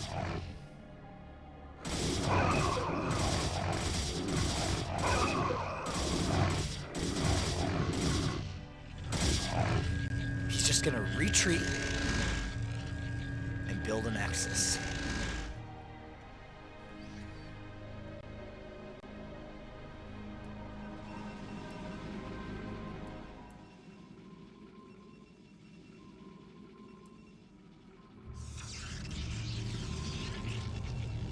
Oh! Oh! Hell yeah. He knows. See, and the great thing is he has a head start on producing dragoons, and now like you can get dragoons, you can bust photon cannons. 5 dragoons will 2-shot a photon cannon, so you don't have to wait for like reavers to like siege them from far away or try to do a drop in the main, because drops in the main generally won't work, because by the time you actually get the reaver up, you the opponent already has dragoons and can defend it. If you're gonna try to bust, because honestly Escalade could double expand here and be safe, but if you're going to try to bust, you need to do it earlier with just dragoons, because otherwise the reaver will be too late. Escalade in chat saying they wish they could tell that to their past self. And Escalade, you know what? It's just one of those things where it's so counterintuitive, because you think, oh, he's spending money on photon cannons, he can't build defenses like everywhere, so I'll just sneak a Reaver past him. Also, he does have a cannon in his main, so he can't have defenses everywhere. But you think you can get a Reaver in and do the economic damage and make up for the fact that they built a Nexus so soon. But it just doesn't work out, and it's really counterintuitive. So like, if you attack right now, you kind of can, like, the Zealots will fight the Zealots, and then the Dragoons can, like, focus fire down the cannons, and then clean up. And, that's basically the game. Right? So, Peru going up the 3 gateways. Oh, no. We're gonna have to see, so right now, it's, okay, we're evening out on gateway count. We're even, okay. Singularity charge for Dragoons is just about to finish, and this is absolutely enough to break this. 100%. Ooh. Escalade getting 2 gateways, but Peru going up to 6. That means it's going to be 4 gateways to 6 gateways, and yeah, it's all about the gateway count, man. That's literally just it. Peru's going to try to move out. So if Escalade is able to catch this army on this path up, or like if Peru overextends, that could be a really good indicator to try and trigger and come down and fight this. Now, Escalade does have superior tech, but they're behind 5 probes. They just have a better army right now. And I think Peru is just scanning around the map trying to find like any sneaky thing Escalade is putting out here. Which again, if your opponent does cannon expand, and like you can kind of see where their army is at. Okay, big engagement here, and it's going to favor Escalade. 2 of Peru Zealots died. Nothing lost here from Escalade. Escalade is going to chase them across the map, but we do have 6 gateways ready to prompt units for Peru. Meanwhile, Robo is coming down for Escalade. Escalade getting Zealot legs and +1 weapons. Great upgrades. Look at this.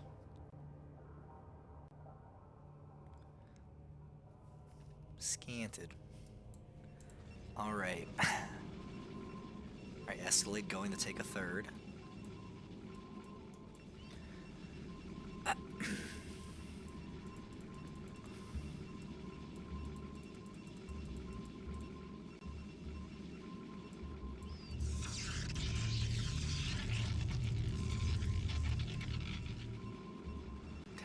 Archives on the way for Escalade, so we might be seeing some Dark Templar mixed in with his army there.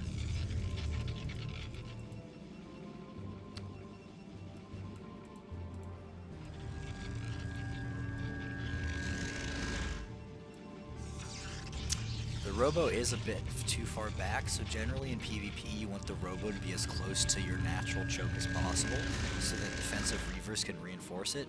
But since this doesn't seem to be like a Reaver game, it's not as important.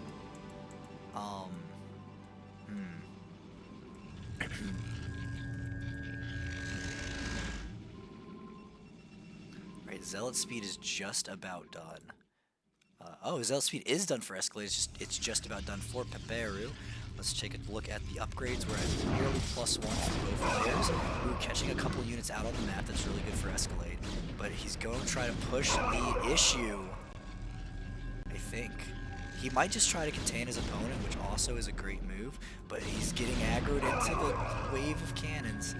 Yeah, I don't think Escalade can actually bust this now at this point.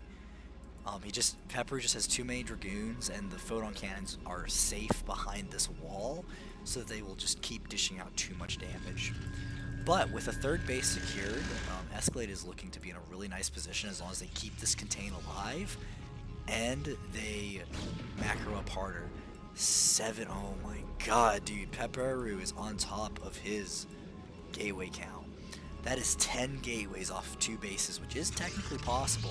Meanwhile, Escalade still only has 4.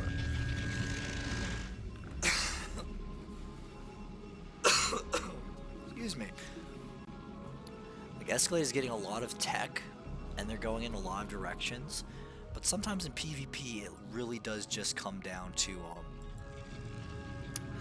the size of your army. And Escalade's saving grace is that their macro, in terms of like getting good macro rounds, is better than their opponents. Peru pushes out, but Escalade's army is kind of split up, and yeah, it looks like Peru is going to be able to force Escalade back. A lot of Escalade's army is sitting at their natural. Peru's going to chase him back home, get rid of a couple of Dragoons on the way. And this is looking really bad for Escalade. The map has seesawed across. And now that Peru has gotten out of their base, they will be able to... He has 40 probes. Where are they? Only has 7 probes mining there. Well, okay, you know what? Escalade at 51 probes again, but it might be too little too late. Because it will really just come down to the gateway count, right? Peru will be able to keep pushing in, but not if his army's split up like that. Losing a lot of Dragoons to some dumb damage. And although he can reinforce very easily, Escalade has like the tempo behind him. And I mean, with 3 bases up, that's a lot of probes not doing anything. With 3 bases up, Escalade will eventually be able to macro better than Peru. It's just right now, a lot of Peru's army is not rallied away from their gateways, so it doesn't really count as army supply. Because they're not rallied out here. They aren't doing much. We have a lot of units just sort of sitting across the map, not really achieving much of anything.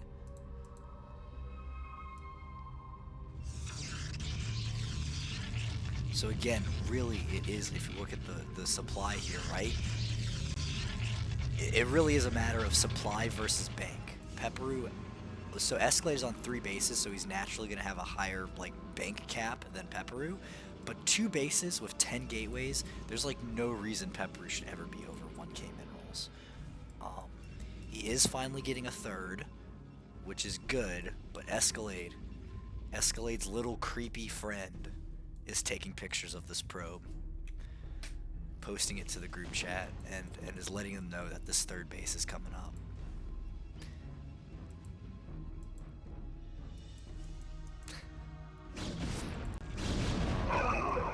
Yeah, I don't know.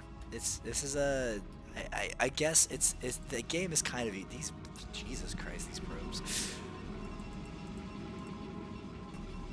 They are. Please name the creepy photo taking observer. You're gonna have to. That's for some channel points, okay?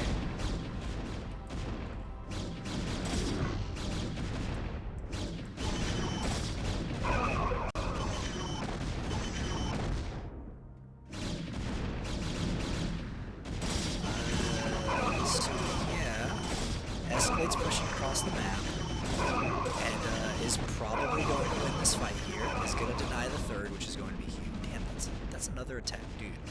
Butter's such a weird, cool map. Like, there's so many like weird angles, some channel points. Okay, this observer's name, this specific observer, his name is Lyle, L-Y-L-E. Because of course it is.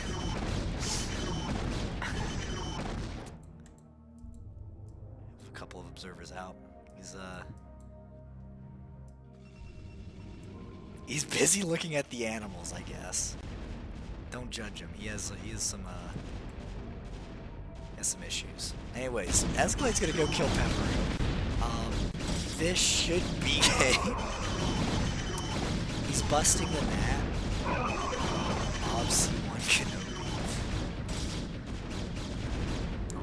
Mobilizing. He's busting the gnat, and that's going to kill this nexus here. Yeah, and I really think Peru had way too many probes on his main core line. Because, like, these aren't even really saturated. It just isn't very mined out. Once the gnat dies, he really won't have enough money to keep building units.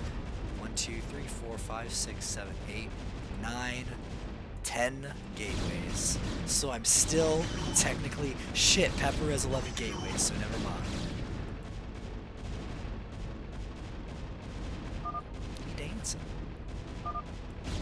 So you know what? This game is the exception to the PvP gateway rule.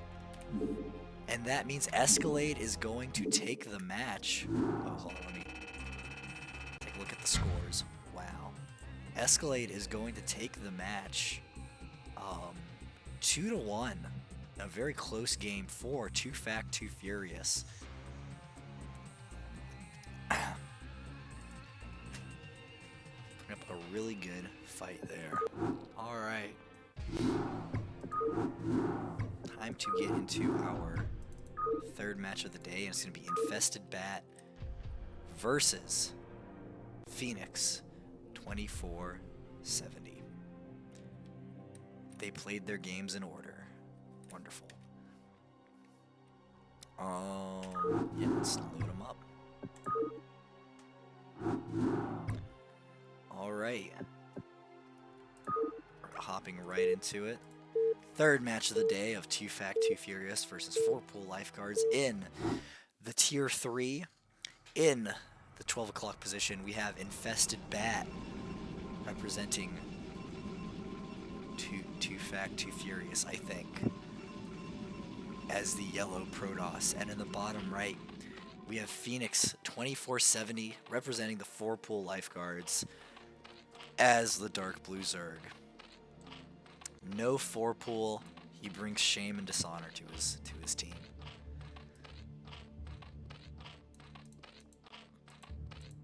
Unless he wins, of course, which I guess that's pretty good.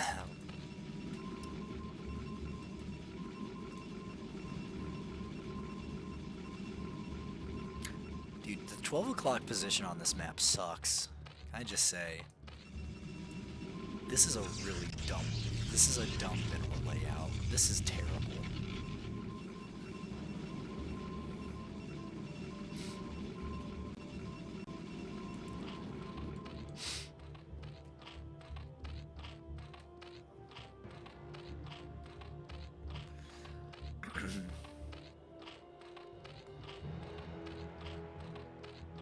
I keep hearing 12 o'clock is fastest mining speed. Maybe, but like, I hate this. This just mineral layout is awful. It so sucks. InfestedBat gets the scout, sees that their opponent is getting pool first. I believe this is looking like overpool. So they are probably gonna have to get their photon cannon before their nexus. The unit waypoint list is full. This unit. This probe is getting it.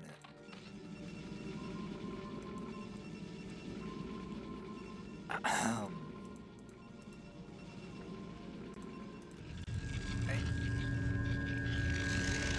See cannon laid down.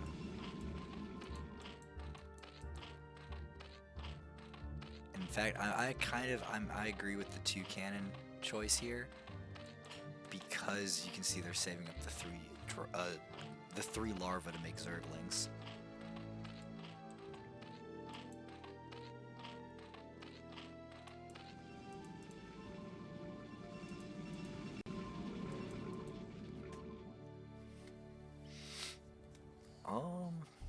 Yeah, so InfestedBat will get their Nexus and their Gateway, and we're gonna have a normal game with normal strategies. Very normal.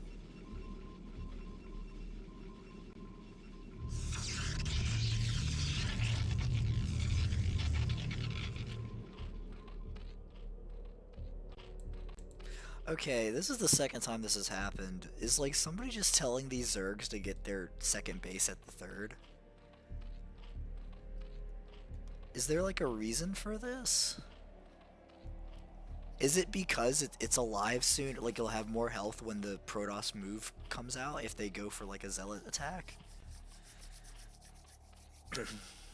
Better for 973. Oh, okay. So then this is an indicator that Phoenix is kind of going for a 973. Oh, which could be effective.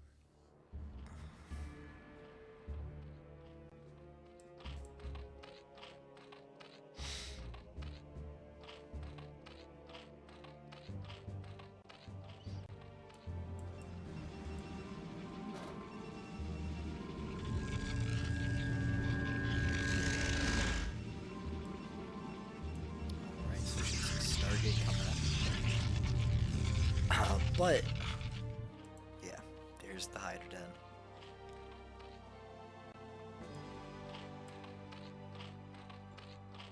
One, two, three, four, five.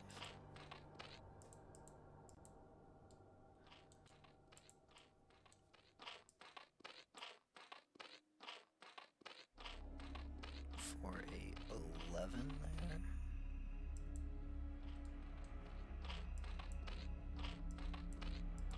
So it's like a kind of 973.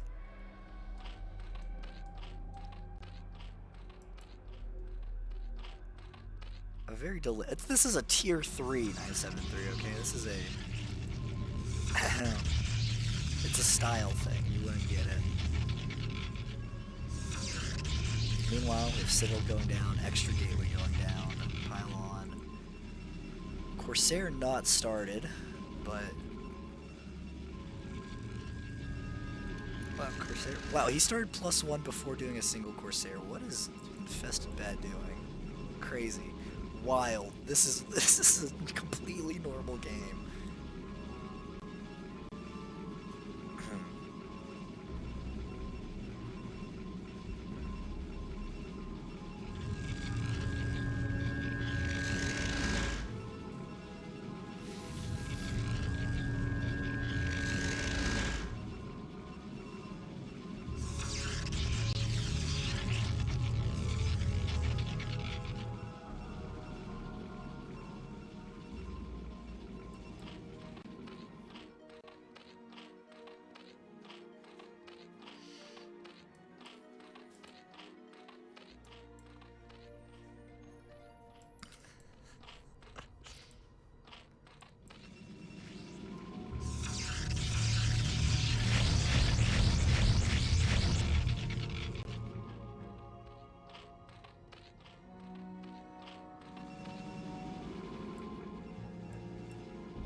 Corsair's coming out.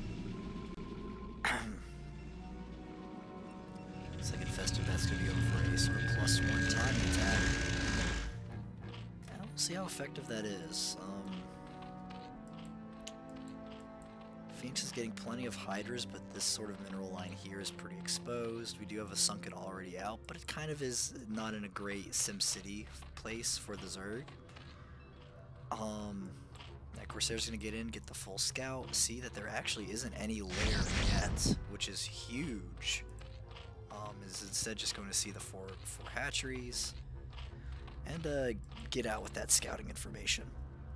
This Overlord is gonna go enjoy a trip to the jungle, enjoy the nice scenery here.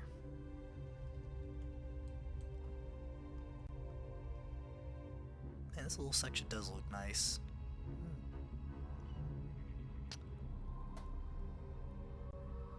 The Scimo sounds confused. Yeah.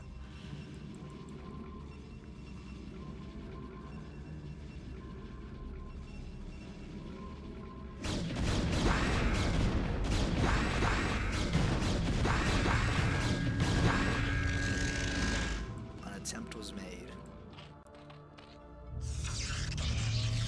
Okay, looks like InfestedBat really isn't going for a timing attack. They're just playing a game, and we're preparing for maybe some sort of push that never came, but it's coming now.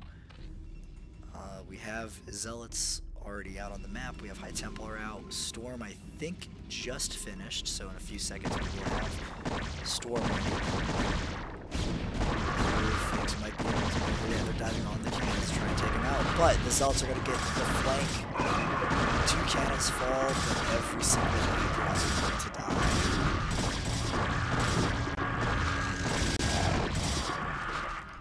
Every single Hydra dead, the Corsairs are going to try to swoop in to see if they can pick off some more Overlords. Actually, no, they're just going to go for the push, right? They know there's no tech. The lair isn't quite done yet. Double Evo Chamber for like some sort of crazy Zerg. A 5th hatchery going down. Yeah, I think this is just going to be a move-in. +1 speed lots, they are going to be oh, huge storm on the drone. Kills like, looks like 8. Who did that? 9 kills on this high side. Extremely good. And the Zealots will get cleaned up, but a huge storm on the Hydras. takes them all out. The Corsairs do die, but the Hydra count is basically reset, and the Zerg is sent down to 26 drones. That Zealot almost lived. But behind this, InfestedBat secured their third. They're 14 workers ahead. Their gateway count is climbing. So that's a very good attack in. And now, with the Overlords sort of clustered in the main and natural, InfestedBat is going for a DT. And they'll be able to swipe some of these third base drones. Meanwhile, Phoenix just getting their lair up, getting their upgrades, and I think they're just going to go full Crazy Zerg and mass out Hydralisks with upgrades. Which unfortunately is kind of weak to Storm. Like, Storm will melt through the Hydras, right? Yeah, drones are going down to be made into sunken colonies. And here comes the second push in.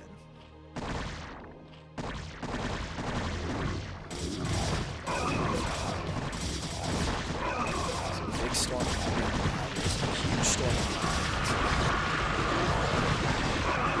DT is going on cleanup duty.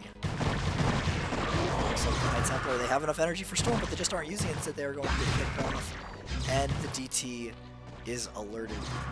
Phoenix is alerted to the DT's presence, but the Overlords are going to be very slow to get over there. Drones are pulled, so the DT is only going to be able to pick off a couple of extra Hydralisks before he... Oh gosh. They're on their way. Don't worry, guys. He's coming. The Overlord flock will save you, unless you are actively running away from it.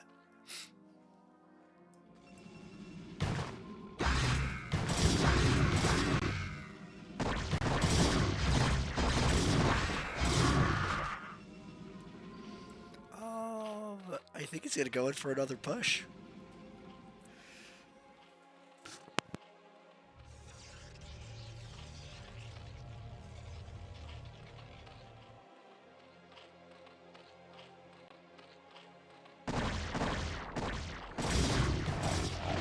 InfestedBat pushes in once again, storms down on the opponent, storms down on the Overlords, weirdly enough. Probably should have used those on the Hydralisks, but this Protoss is going to get a couple of trades, but unfortunately that entire army will get cleaned up. I think maybe storming Overlords might not be a good strategy. We're floating 2,000 here for InfestedBat. Yeah, it looks like they're going to be going to build a Ninja 4th. And Phoenix is just really still powering up these Hydras. They're at 1-1 going up to 2-2, but so is, well, InfestedBat is going up to 2-1. And it's just continuing to make those Dark Templar, High Templar, and Zealots.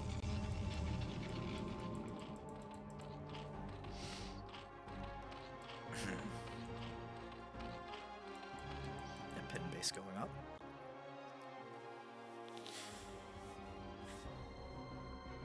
Alright, here comes the push from Phoenix. At the same time, InfestedBat is pushing. DTs will help fight this, but we do have Overlords willing to support the fight this time. They aren't weakened, but this Corsair singular might be able to help fight it. But that is a lot of Hydralisks. He really needs a storm. They're clumped up, please. Please, you have the energy singular. Actually, I don't think he does have the energy. Just barely doesn't. Okay, 75. Big storm coming down. Big storms.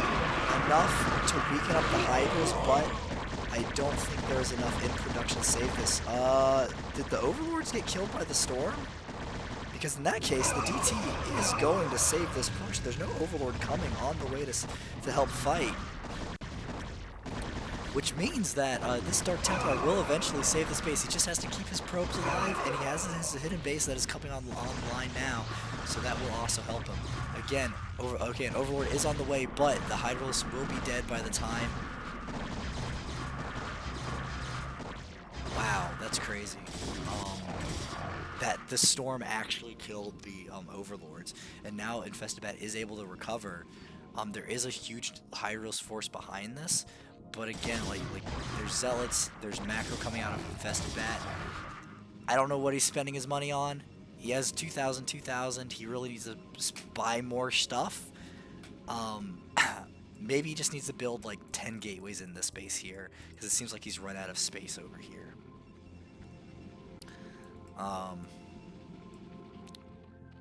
But yeah, like, Phoenix is just going full crazy Zerg, just going straight Hydras, not getting anything else, not even getting Lurkers. So, I mean, Lurkers would be a really good, like, counter move, right? Because InfestedBat doesn't have a Robo Bay, even though it's so late. Oh, okay, Queen's Nest coming down, so yeah, Phoenix is just dedicating. He's going to be getting 3/3 Hydras and just running across the map constantly. You know, probes are going to start coming out of the bottom left base here. Crazy that that forge is live. And it looks like we're going to have a really big probe transfer down there. Or to the third at least. Alright, that's a lot of Hydralists, but these High Templars should have enough energy for storms during the next fight. InfestedBat's finally spending all of their money building additional gateways. I think they really just need to play defensive though. But checking for a third is really important. Phoenix is actually taking his third on the other side of the map, and his Overlord is actually going to scout the other bases here. Now the Hydras are going to be able to trap this army here, but fighting uphill is going to be really hard, and they're just going to leave them very vulnerable to the storms. Huge creep here, big storm comes down again, just being super cost efficient with these items. One more storm, that would be huge right here, but he dies before he go off. The DT is alive, but these Overlords are in position, kind of. The Corsair is chasing him away. The InfestedBat just still macroing behind this. They've run out of minerals at their first. They aren't mining at all from their natural.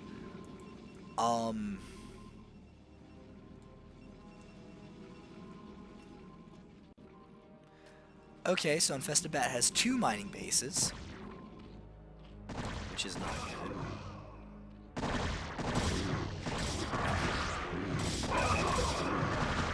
And now Phoenix is going to start moving across the map.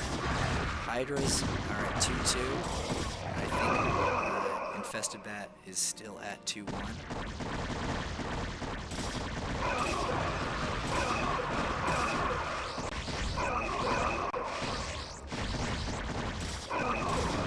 Storm. Big storm comes down on the Hydras. One more storm. Have the energy for it, please.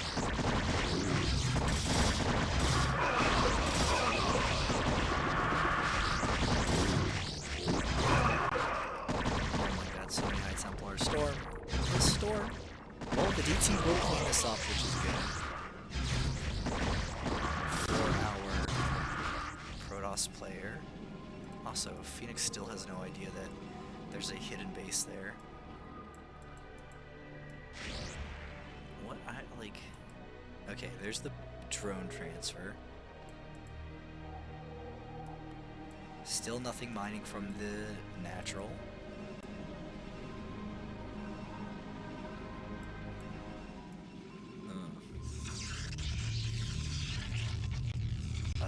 Third forge coming down for InfestedBat. I guess he doesn't want to put any upgrades on this one because it's so close to dying.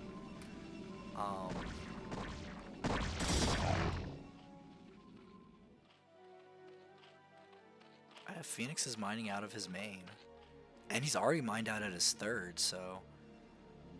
I guess the issue, right, though, is that InfestedBat isn't really playing from a position of knowing what's going on, right? Like, he's just been attacking here. He hasn't been scouting around. So Phoenix is able to take this base. And, like, neither player has.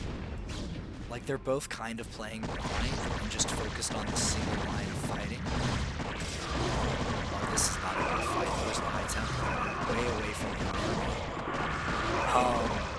Yeah, big storms can come down and melt through this Hydra army. I mean, more storms, one more storm. Okay, that was a lot of dead Hydras. If somebody wants to look at that, like clip that, and then count how many Hydras you killed, that is intensely interesting. Like, but Phoenix now knows this base exists and can use these Hydra numbers that they just have sitting around to go kill it. They also are on their own 4 bases. They're actually mining, so right now InfestedBat is only mining from one base, which is extremely sad. Because that is a lot of minerals left. So now these Hydras will be able to kill this base with no problem. All these probes are gonna die.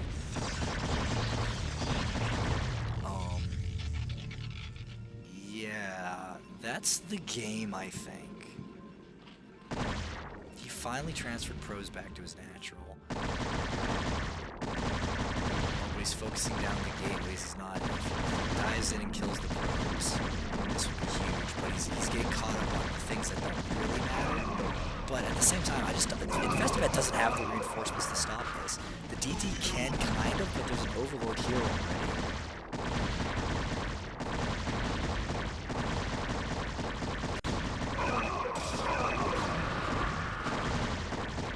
So this base dies, but it wasn't really important. It was already mined out pretty much fully.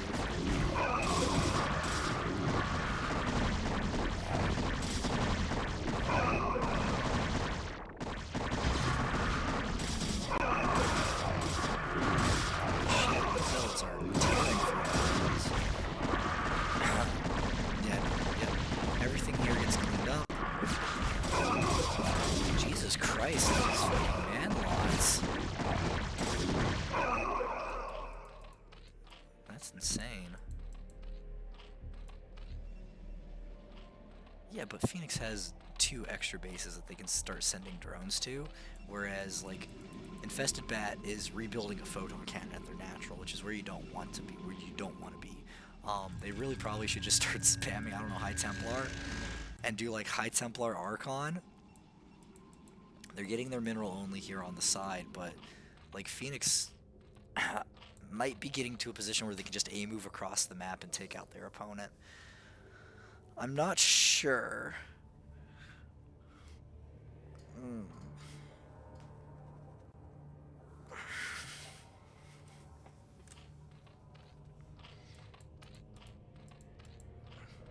There's a lot of overlords having a dance party.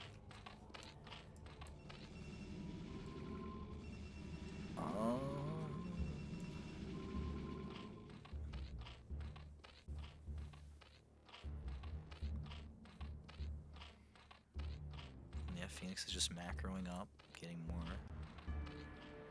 units. I guess really the issue for InfestedBat at this point is that Phoenix now has full map control. They have a Hydra at every expansion. So that means that they can also really easily expand here and here once their bases like start getting low. Whereas like InfestedBat really, well, he is making all High Templar, which is what I said he could be doing. Just doing High Templar Archon. Looks like an attack is coming in to kill this base again. This base is already mined out, so it's not really effective anymore. It just has one depleted geyser.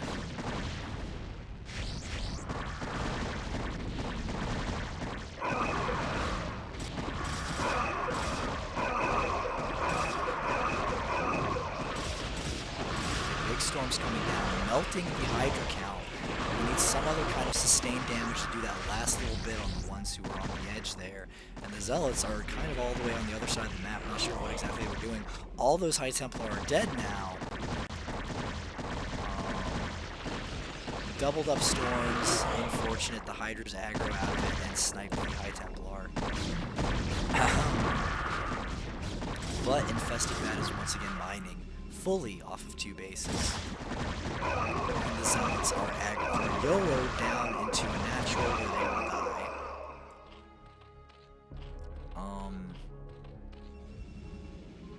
Yeah, this is not looking good for InfestedBat in any possible way.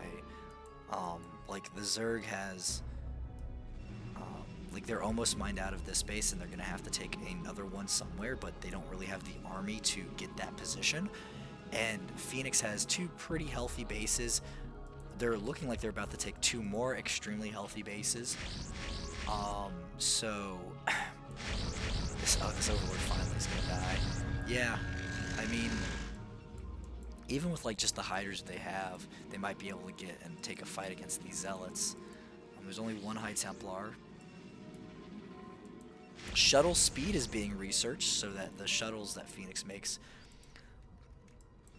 which shuttles are also being made, shuttles and reavers. I think it's a little late to be doing that, but I mean, it is like late game. Oh, the AI was triggered to InfestedBat goes to move to defend this, but they're going to lose the mineral only over here. All the hydras will get cleaned up here, but that nexus is going to fall, and these probes are going to get taken out. Oh my god, the probe count falls from like 42 down to 27.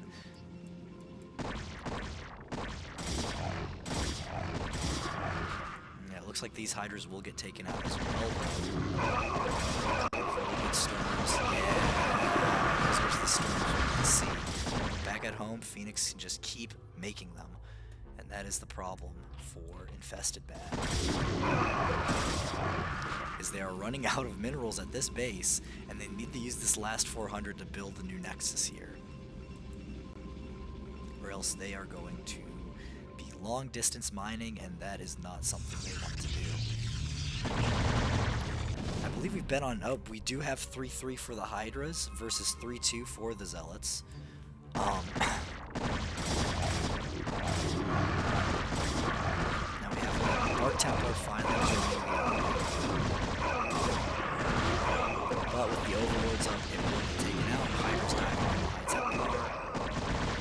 And they are going to get a denial on this Nexus, and that is going to probably be what triggers a game. But Shuttle coming in, Shuttle Reaver coming to save the day, knock that drone count down.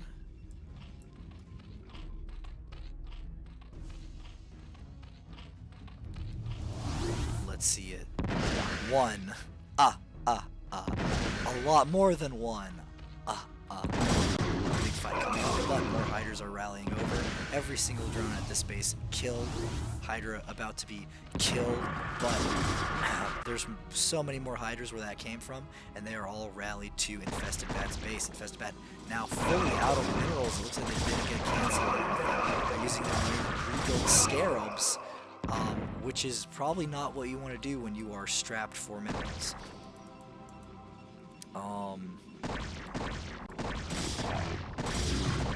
It's looking like this is going to be a game for our...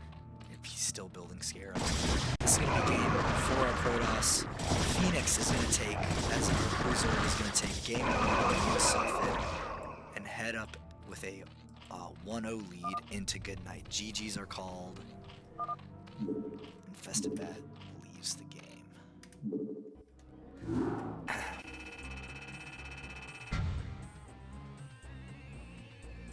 Actually, funnily enough there, InfestedBat has a higher score than Phoenix. I think this is one of the only times I've seen this happen.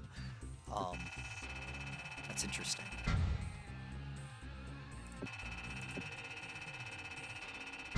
Huh.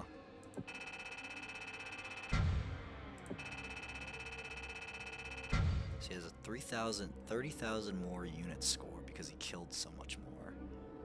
But he also produced so much less.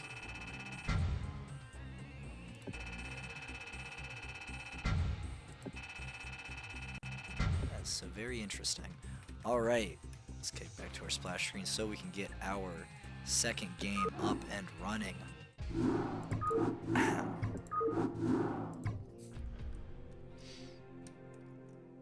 Alright, this is going to be on Goodnight 1.31.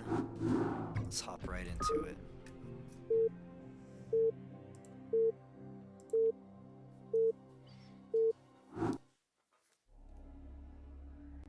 In the top right corner, we have Phoenix 2470 as the dark blue Zerg sending all their drones to a single mineral patch. And in the bottom right corner, we have InfestedBat as the yellow Protoss being Protoss. Phoenix 2470 on match point. So if they can win this game, they will take it for their team. But it's a best of 3, and reverse sweeps are not uncommon.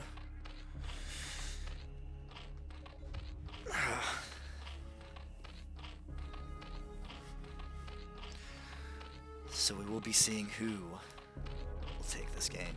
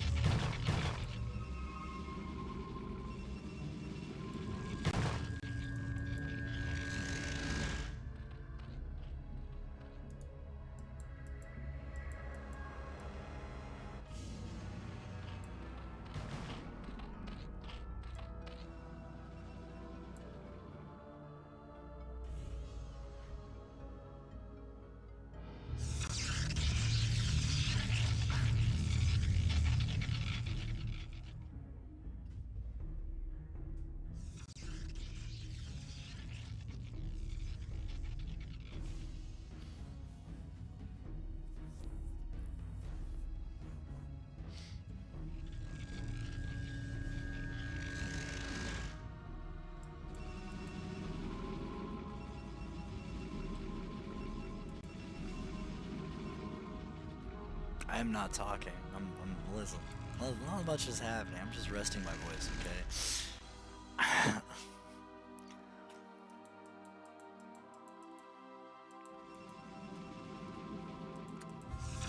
My bad.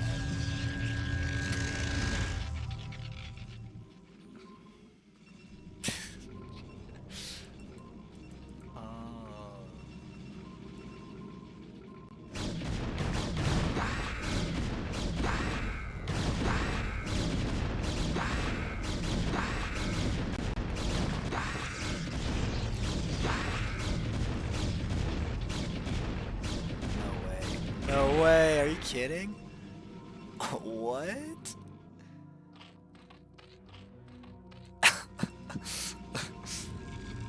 God, I wish photon cannons had kill counts.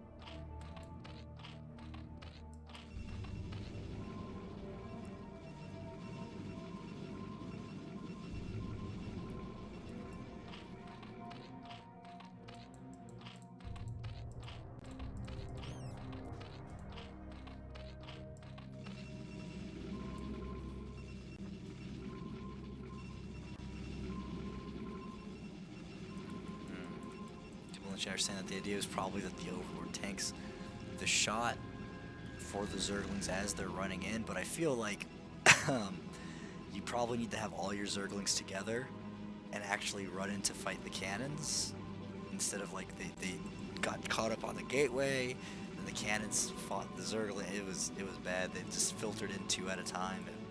It did not work out super well.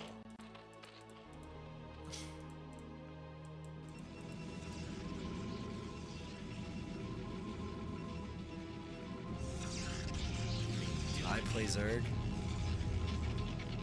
Maybe, you don't know me. Shit. I could be lying about playing. I could have been lying about playing Protoss this whole time.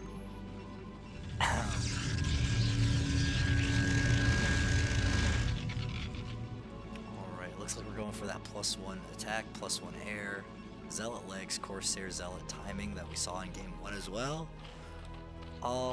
And this time, because like Phoenix spent so much on that Ling all-in, I don't know if they'll have a ton of Hydras to sort of reinforce their base as easily as they did last game.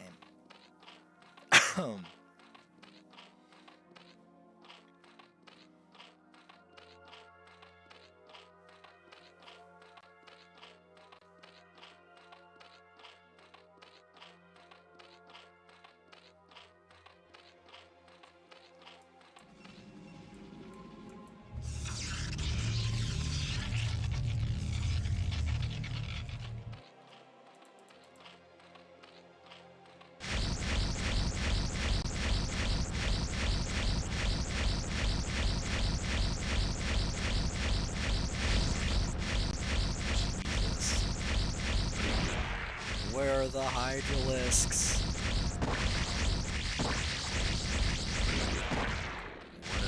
What a... No, get out of there. There's no way. There's no way, boys. Get out of there.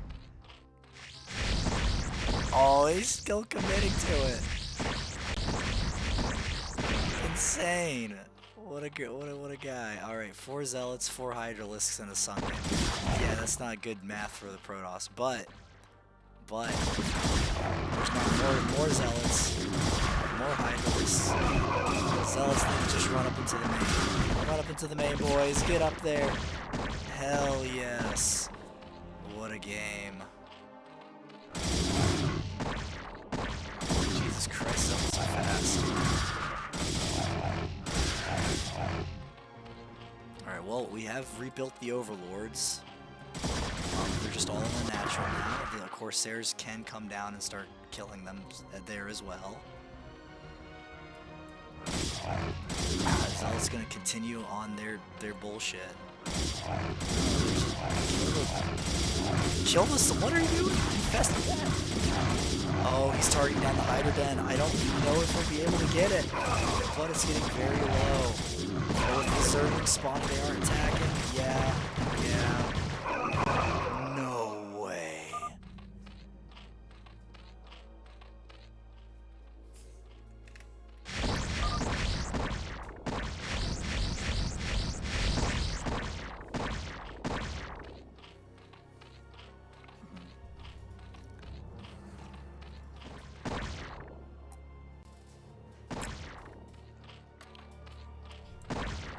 Insane.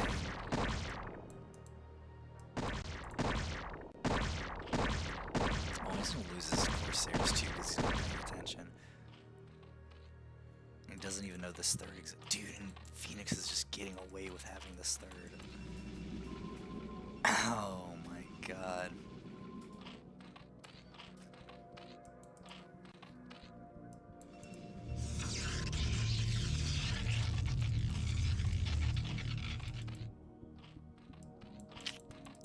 Dang, dude. He's not even... This is why your Corsairs need to be scouting around the map when they aren't killing Overlords, so you can see bases like that.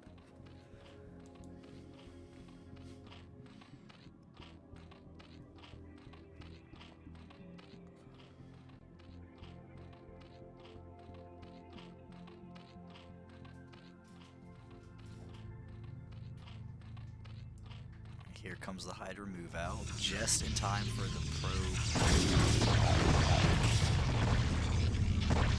Oh, this doesn't look good.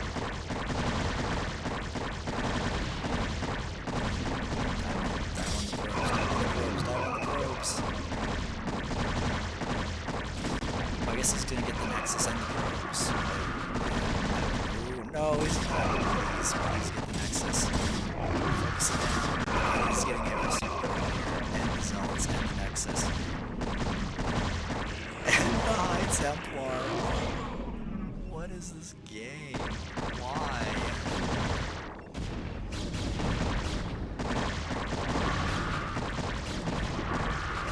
Just kill the cannon. They're right there. They're right there.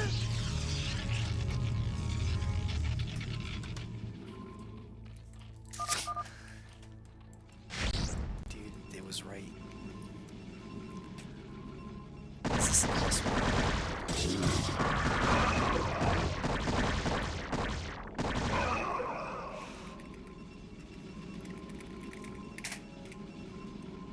This was the gratitude for not fully killing the Hydra Den, I guess. These persons are supposed to be killing overlords.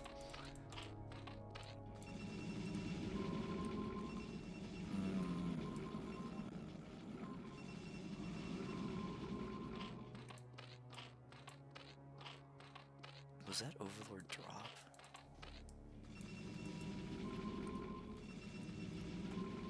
I swear to God, Phoenix just goes mass Hydra again. It like basically only worked last game because InfestedBat donated 13 armies. Oh. Oh. Oh.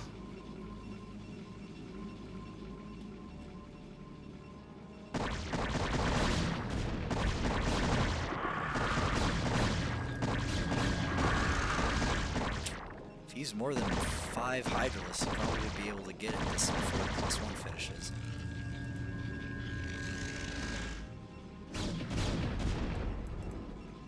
Or plus 2, actually. Jesus, that's actually even more important.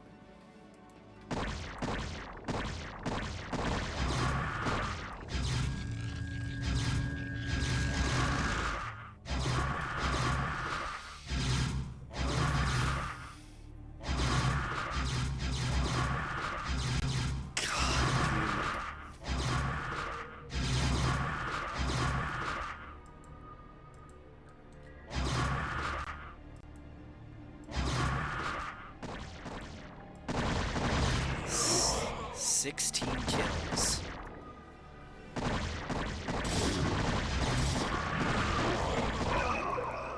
Here come the Corsairs. Ow. Ooh. What? Uh-oh. There we go. Alright, +2/+2 on the way. Lurker on the way for Phoenix. That'll be good.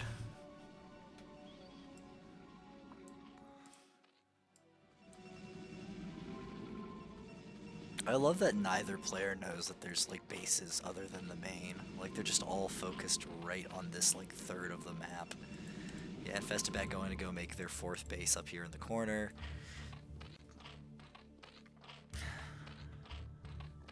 So I guess technically InfestedBat is ahead because they're on even bases to a Zerg player.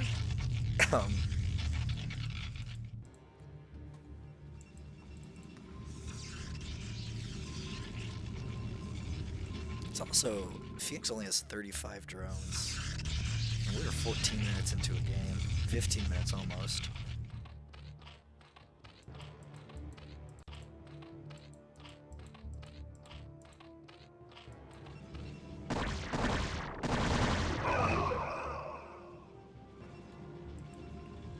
Storm.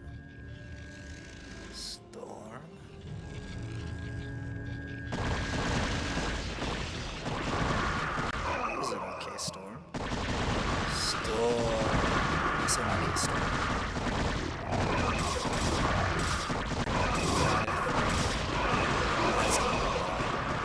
Oh! 11 kills on a single Storm. That's pretty good. I think that was him. Storm, good unit. A lot of Zerglings.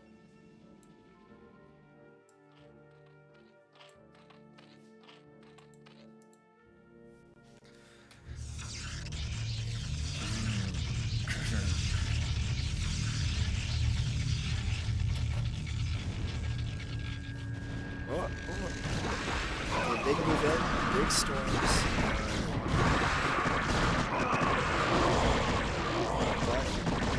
But the hiders do eventually die. And aggro the two cannons. Hero cannon.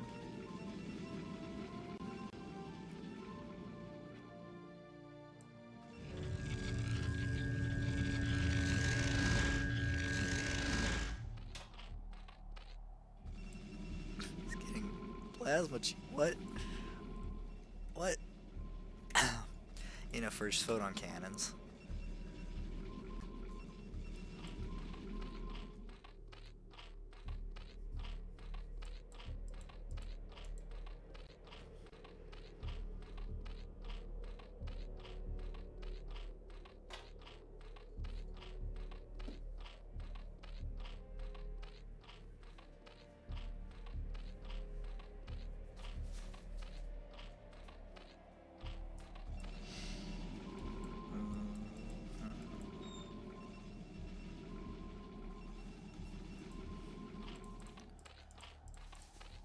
Okay. Well, that's a lot of lurkers. No well, we have a robo. Oh, okay, we do have observers out. Never mind. We are prepared for the lurkers, even if like zealots aren't exactly the best thing. They can still get on top of the lurkers and fight them. Yeah. Another expansion here from Phoenix. That's good. Probably should take the 12 o'clock here as well pretty soon, but you know, just getting the extra base. Honestly, it actually is almost bad because they're taking that 4th base after the Protoss's 4th base is taken, but they don't really know that. They're also almost 20 workers behind, so that is pretty awkward as well.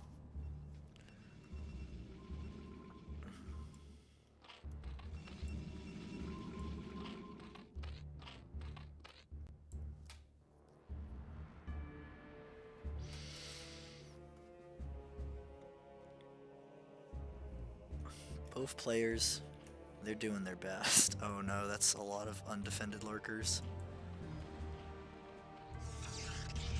Oh no. Oh, that DT. Oh, the DT died the splash damage.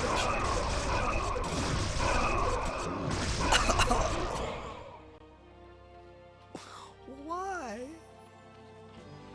Just have an observer and a DT and kill all of them.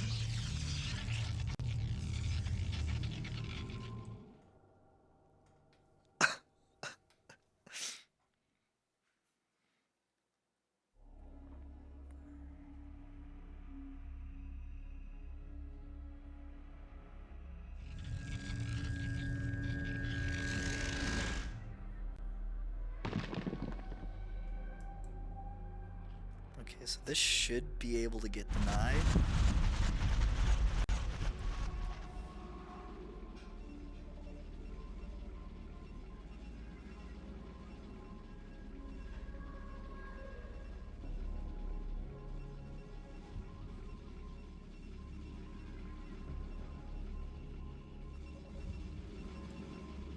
Where the third, it's okay.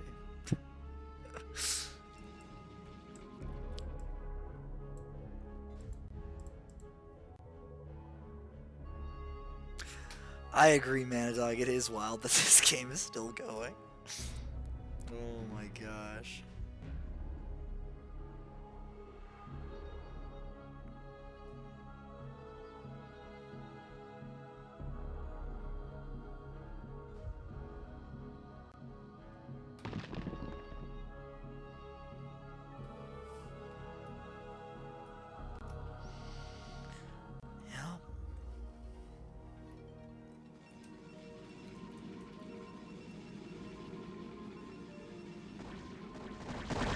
So they are going to finally come down, and they should be able to kill this Nexus Extreme. So this base will get denied again.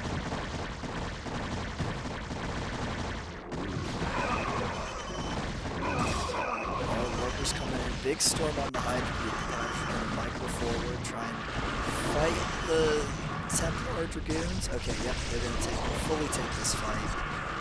Manadog just won't. Manadog, listen, this is an official CPL stream. I might Might listen. Man, don't do it.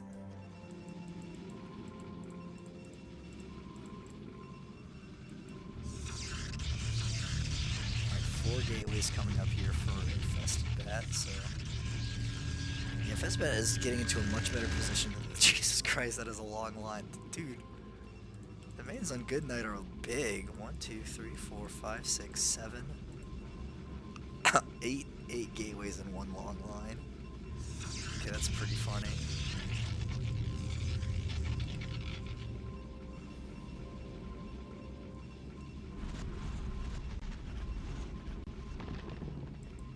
Alright, bring in the lurkers forward.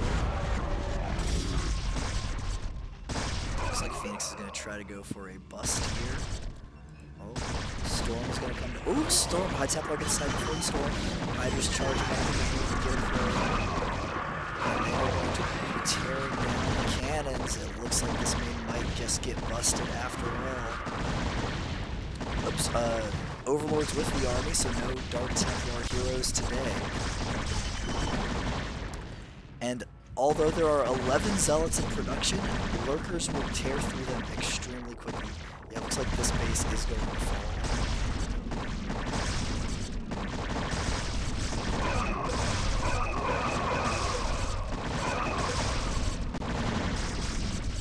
Yeah, so Phoenix just needs to run up into the main, start taking out these, get on top of the production here. But with 5k in the bank, InfestedBat already has their second base, and they are already rebuilding there. They just need to really quickly rebuild all their tech structures down here at the bottom, and they'll be golden.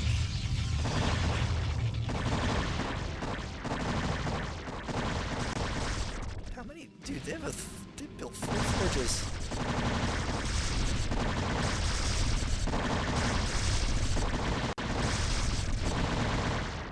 And this is where, yeah, he's going to move the Overlord out and be like, oh, there's a base here, okay. Send these Hydras, kill this base.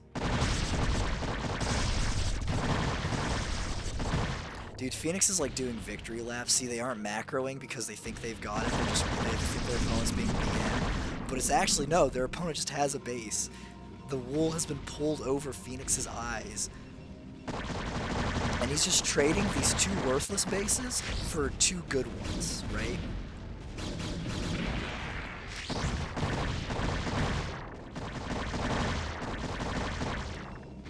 Yeah, all the tech being rebuilt. But he knows that this base is here, he just needs... Is he on Hive? He's on Hive. Are we at 3-3 yet? No, we're not. It hasn't even started.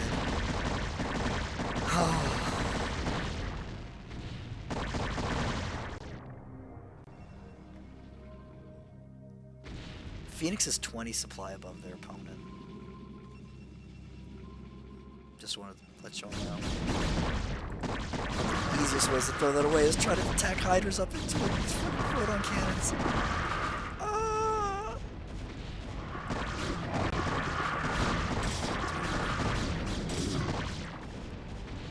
This hurts. This physically hurts to watch this happen. Phoenix, please. Oh, wait. 10k! We did it. It's Mr. Moneybags. Dragoons are going to be killing things to get out. Hydra's fighting up ground through storms. Oh my god, Phoenix, please macro. Where are your building? Where are your units?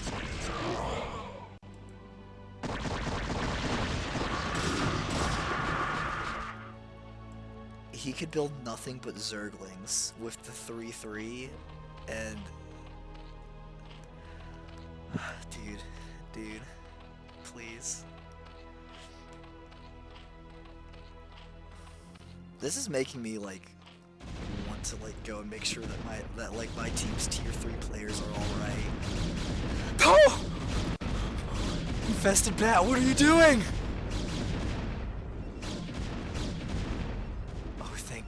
Thank God he realized.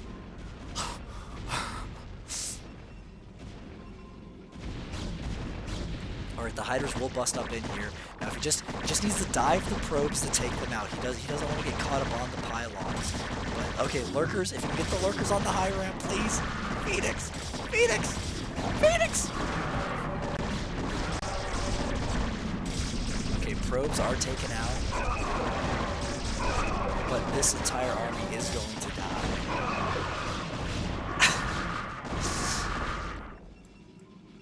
Okay, hold on. Did he get the... He did get the +2 armor. Good.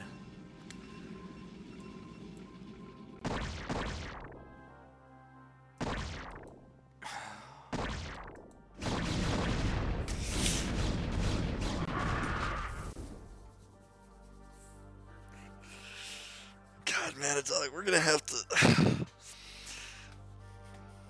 gonna have to have some...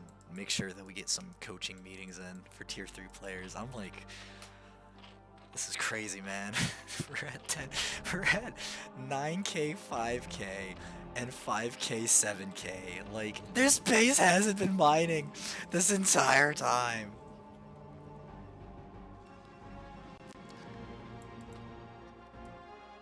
Phoenix expand, please. There's so many bases you can take. Just take the middle. Holy shit, how does InfestedBat have more supply? SH. SH. SH. SH. BH. Built. I'm so.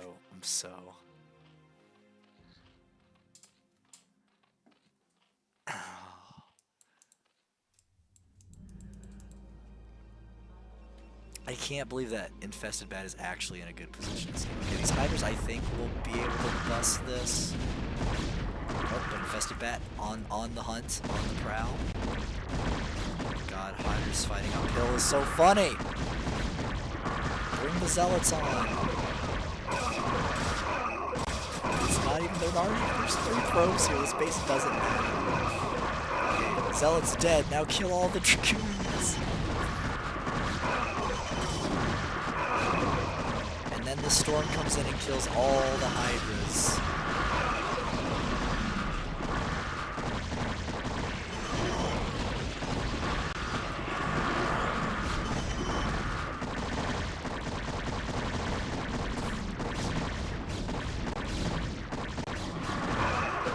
Okay, defeat the Nexus. Okay, here comes the reinforcements. Oh, and InfestedBat already has this play base rebuilt.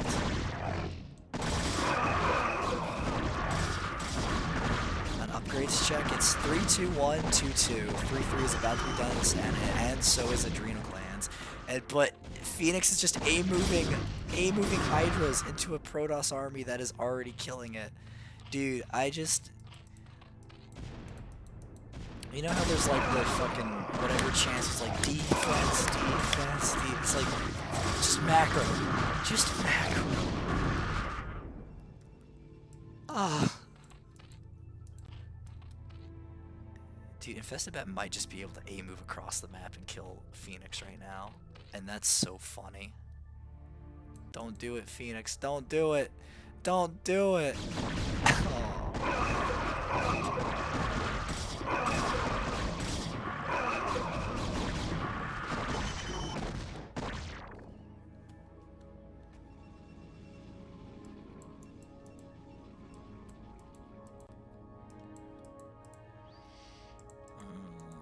One, 2, 3, 4, 5, 6, 7.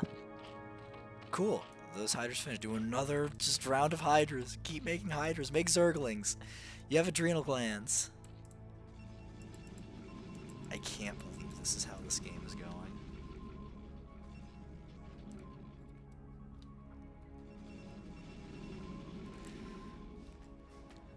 $35 more army supply for InfestedBat. And Phoenix has just Hydralisks. You can build lurkers still. Like, just get a 12 group of hydras, build lurkers. You're gonna, okay, they're gonna try and fight some photon cannons again. Some high ground cannons.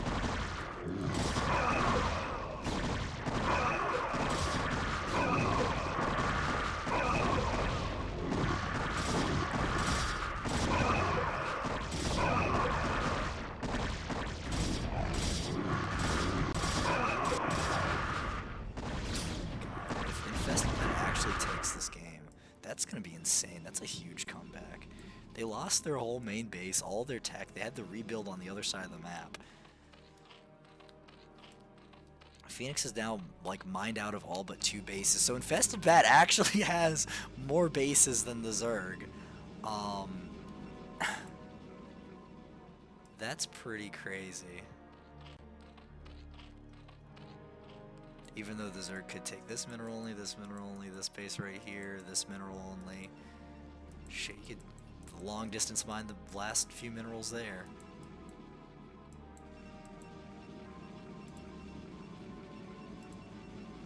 Guess I might have single gas from there.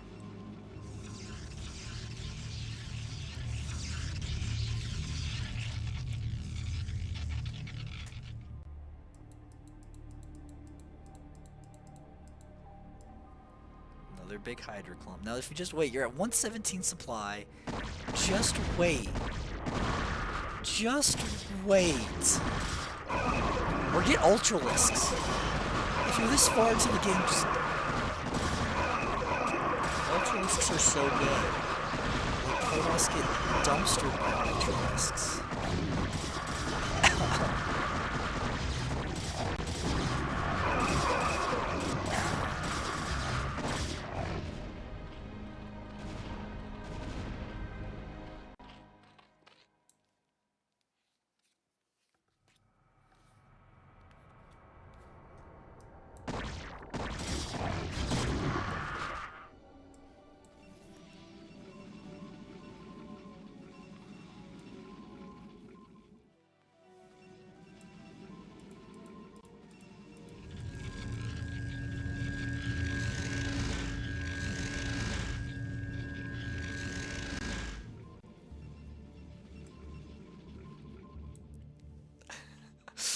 Man, I can't believe you lied to your kid like that. That's pretty messed up.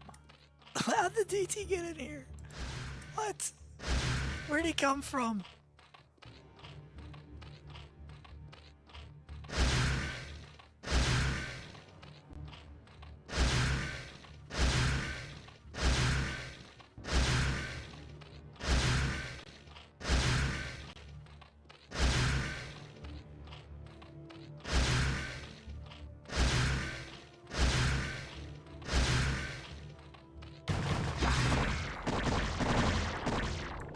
This base is just gonna die, right? Yeah, this base is just gonna die.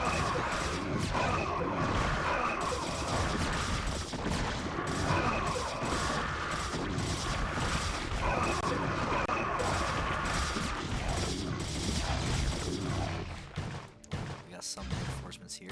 And these are Adrenalings at 3-1, so they're really good. Late game Adrenalings are just busted. Tier 3 Protoss extremely quickly. Huge fights going around every single side. I think InfestedBat just is going to win. Phoenix, both players' banks going a lot lower, but Phoenix's, or InfestedBat's is a lot easier to replace since they have 2 mining bases here, and the Phoenix is forced down to 1. A barely defended mining base, only a couple of Hydralisks.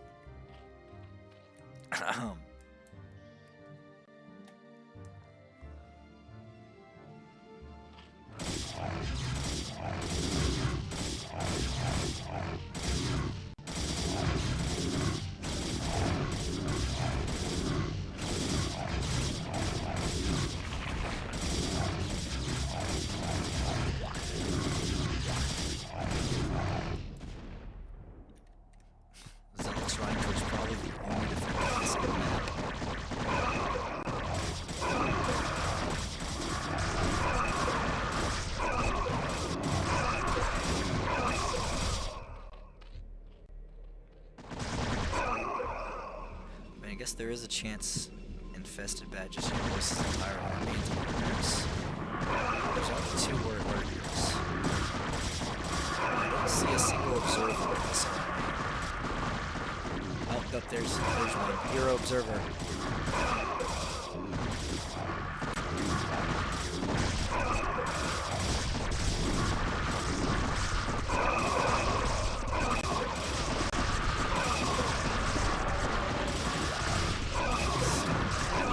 know what? Storm should work on the hatchery. All these buildings are alive anyway. Storm should work on Zerglings. It's pretty messed up that it doesn't.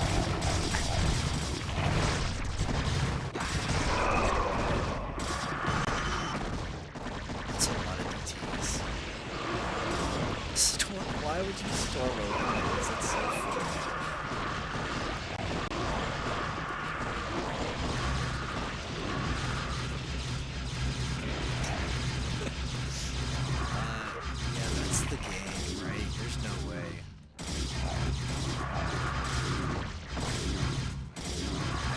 Even detect that these DTs can fight these Hydralisks.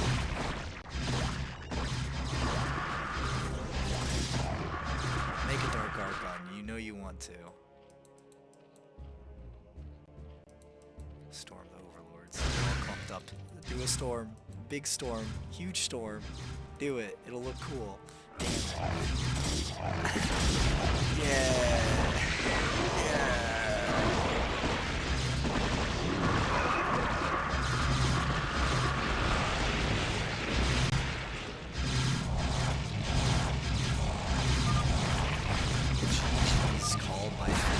InfestedBat takes the game. I'm just gonna go ahead and load up game 3 because I don't want to think about that one anymore.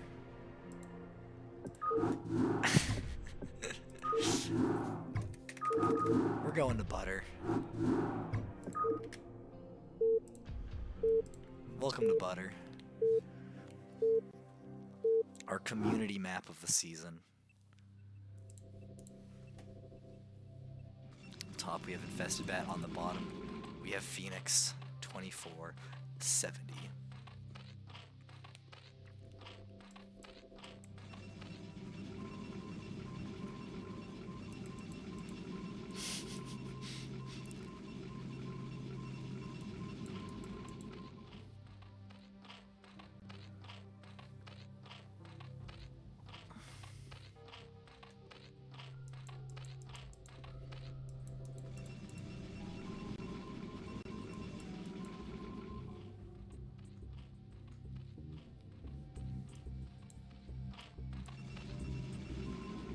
That's an early probe.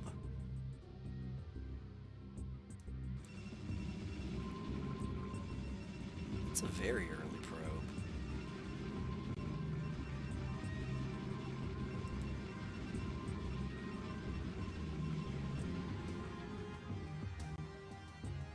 Oh no. Oh no, and Phoenix sees it. Or he might have seen it, I'm not sure. Oh no. Oh. Spawning pool going down.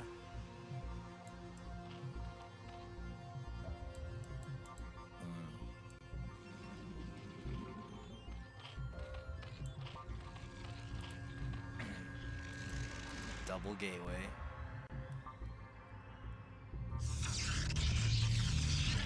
Is this a proxy 10-12 gate? It's 10-10. Okay. Interesting.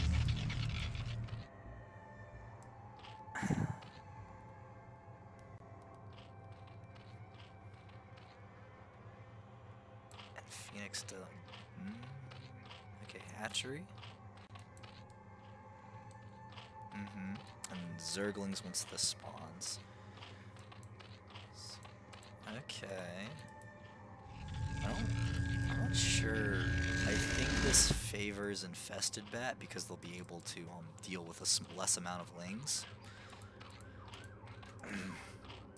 We'll see if this fourth drone is a Zergling or a drone, or this fourth larva is a Zergling or a drone. And it's a Zergling, so I think Phoenix is safe. From the 9-9.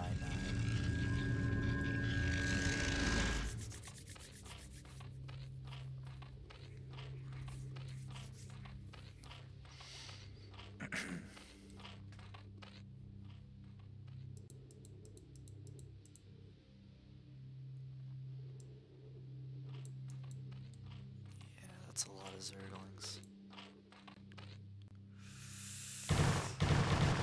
Ooh, they get the probe, that's huge, and they get a nice engagement on the zone. It's a good surround, but the Zealots put it down fairly nicely. Yeah, killing those first two, getting those first two Zealots down is really good. No, they're just moving. Oh, that's really bad. But okay, we'll get the Zealot there. But he just needs to keep pumping Zerglings, and he's getting 2 drones. Okay, two Zerglings getting into the main is huge. They'll be able to get a lot of damage done. InfestedBat having the pull back, build cybernetics core. These drone, I mean, this is getting dicey. These Zerglings need to go and start taking out probes. Get what they can done. 2 creep colonies going down. That's going to be really good for protection. Zerglings heading for the cybernetics core. Pull drones. Get 1. Looks like they'll be able to get 2 and then maybe 3, but no, they only get 2. So trading 2 Zerglings for 2 drones is really good. Sunken colonies on the way. This will protect the Zealots. The Zealots can just also run into the main, but the spawning colonies will finish, and that's what the Zealots are going to do. They're just going to run straight into the main and fight the Zerglings over in there. Now the Zerglings are going to want to stay by the drones to fight, but the Zealots are also all very weak. So the drones spawning, you don't need another 2 sunken colonies. Phoenix! Phoenix, why? Oh, he's getting so many drones here. And InfestedBat is just going to be able to tech up off of this as well.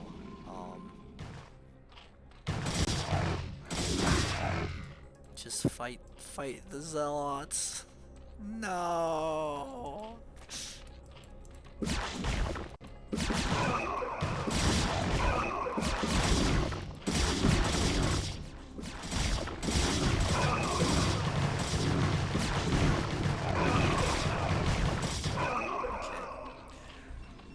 Oh my god.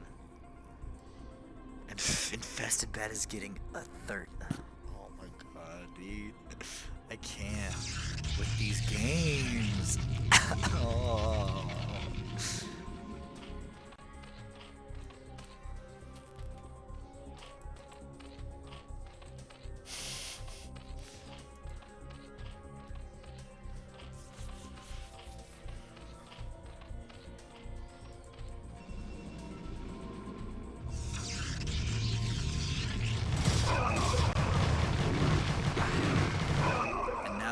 Zerglings will just be running across the map to go kill InfestedBat, and I think that should be the game, right? Even if the Zealots come, they still have to get through a sunken colony. And even if they do kill the space, there's still 2 sunken colonies there. So I guess, yeah, Phoenix will win this game 100%. The Zerglings will just get into the mineral line, kill all the probes, and having a hidden base is not going to save him this time. Oh, crazy games, crazy games.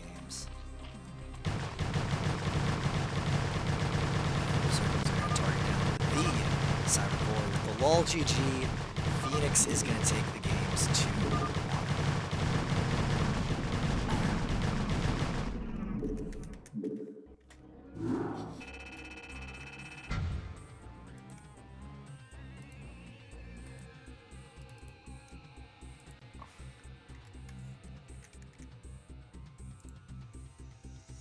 For 2 fact, 2 furious.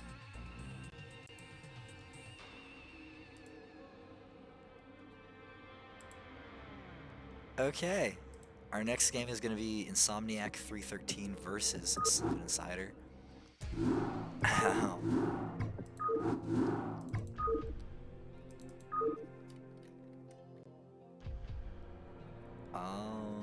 So let's start it up. Make sure, again, for some reason, game 2 is labeled as Neo-Sylphid, but we'll just go ahead and start with Neo-Sylphid and jump right into that. So, you know, those games were really good tier 3 games. And that's all I have to say. Insomniac Insomniac spawning at the 12 o'clock position as the teal hero drone Zerg. And Slipit Insider spawning in the bottom right as the blue Terran representing one of the teams. I forgot which one. Let's see which one on our splash screen was it. Yep, Slip Insider representing 2FAC, 2Furious versus Insomniac for the 4 Pool Lifeguards. Okay.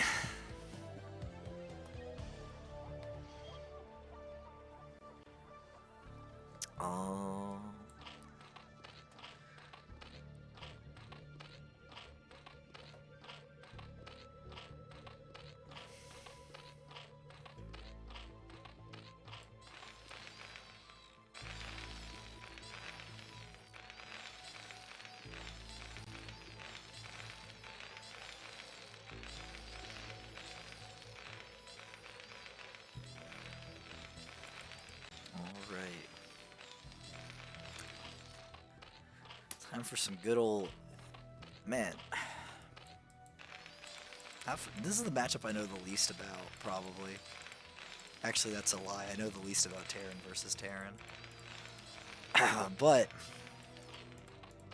in terms of, like, other races, I have no idea how this should play out, mostly.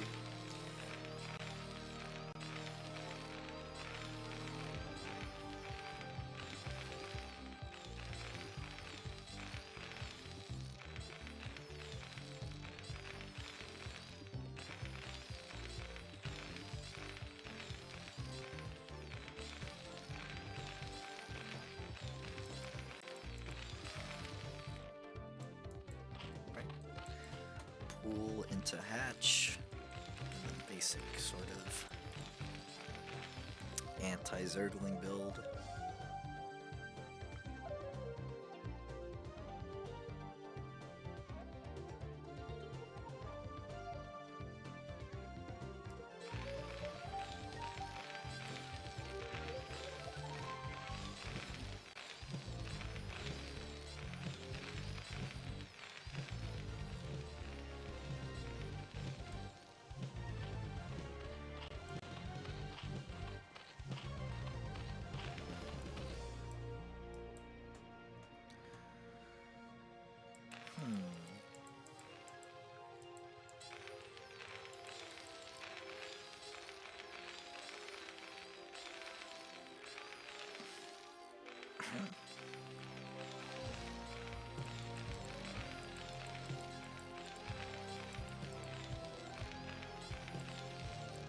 Zergling's going to the wrong place, the very wrong place actually.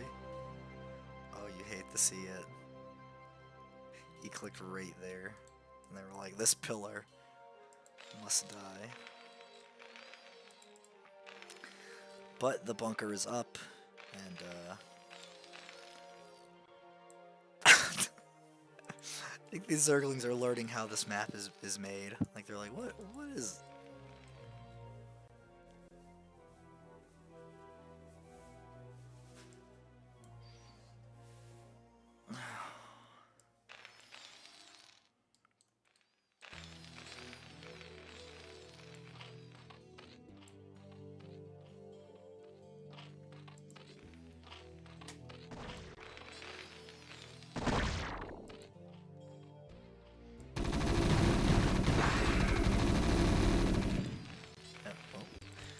Two Zerglings to finally scout the Terran's natural. Cider looks like they're just going up into regular TVZ thing. No, hold on, that's a factory pretty quickly.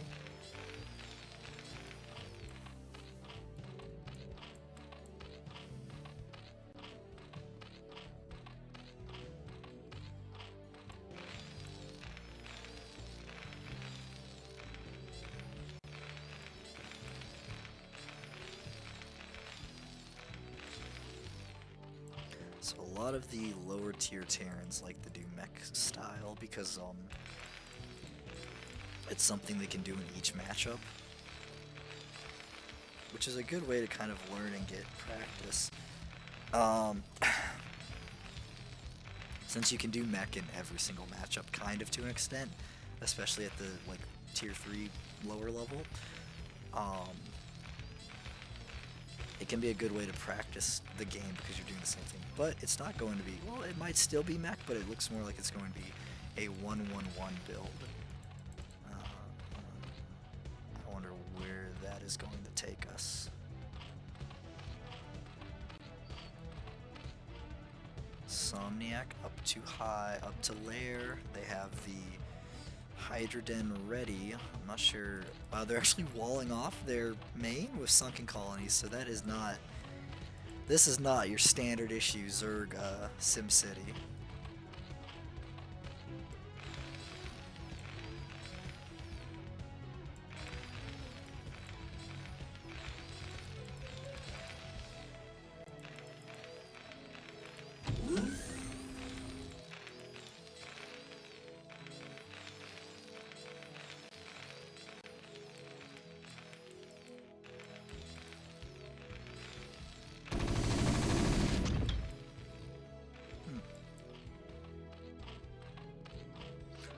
This doesn't wall.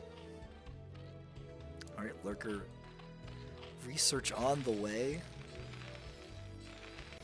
Academy is coming up though, so we will have comsat stations, and we will also already have missile turrets up for detection, so I don't think a Lurker bust will be too much of a worry, especially with the siege tank, because siege tanks do in fact outrange Lurkers.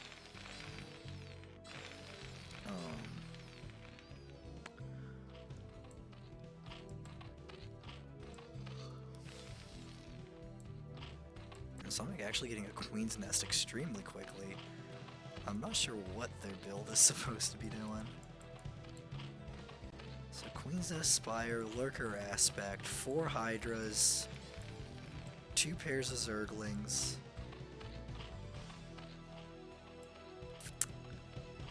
I don't think this is standard. Cider's actually even getting a Valkyrie. I guess he doesn't have any scouting, so this is going to be sort of his anti-muta. So FireBat, Siege Tanks, Valkyries. That is interesting.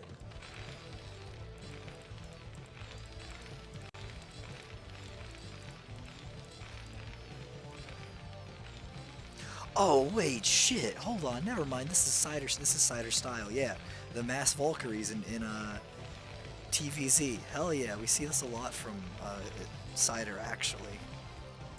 Actually, most of their TVZs, where they just get a ton of Valkyries and treat them like especially durable Corsairs. And it's actually really impressive to like how effective it is when they're playing it. So that's super cool. There is a healthy patch of Overlords right there ready to get completely wiped out. Hive on the way. So I'm wondering... And here's the big push out, the mech FireBat mix. Valkyrie gonna come in. Yeah, Valkyries shred through Overlords extremely quickly.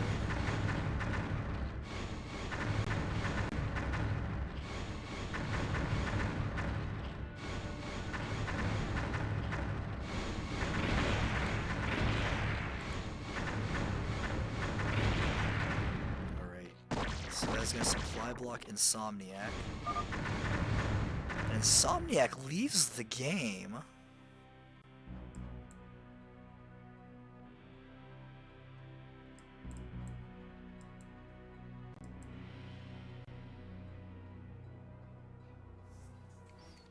Okay, Cider takes it. The Valkyrie mind games were too strong for that match. So let's go over to game 2 now on Good Night and see how it goes, I guess. Again, I would expect to see the same thing out of Cider because they do that sort of Valkyrie style in every single TVZ I've seen them play, and it is scarily effective. And just how much they're able to deny Overlords and run across the map, especially because like the Zerg doesn't really think about because you have to like kind of respond to it as you would in a ZVP, and the Zerg really doesn't really think about doing that kind of stuff in this matchup.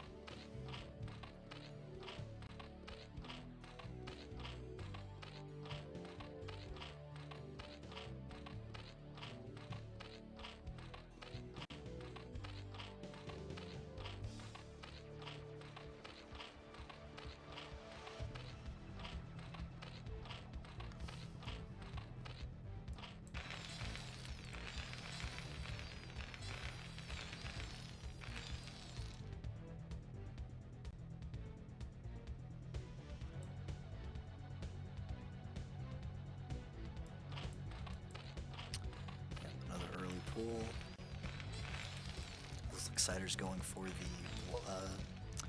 wall on the high ground. Kion EXE, first time chat. Welcome to the chat. Thanks for the Artosis Pog face. Ow. Yeah.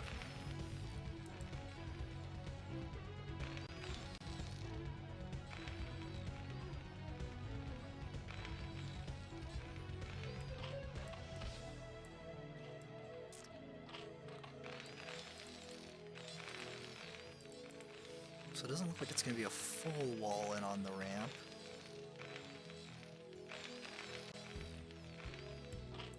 Alright, but we got 2 pairs of Zerglings coming.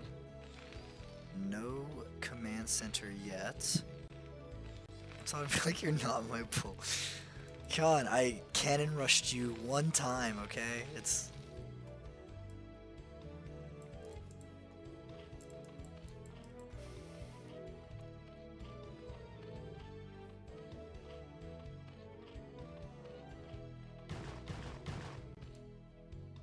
SCV getting the scout, sees what's going on. Actually building the command center on the high ground. But yeah, the SCV will get in, see there's no gas yet, see that it's just the hatchery and the spawning pool. We'll see the other hatchery building. And 4 Zerglings running across the map, although I think the Marines at the ramp will be enough to defend this for right now, although the Zerglings will work. 1 will shred off, but Cider's playing a dangerous game. Like, he's extremely vulnerable to like a Zergling flood. There's no bunker to help protect the Marines. The high ground helps a little bit, but I mean, he really is just kind of getting lucky that Insomniac isn't pumping straight Zerglings and running them across the map to fight this.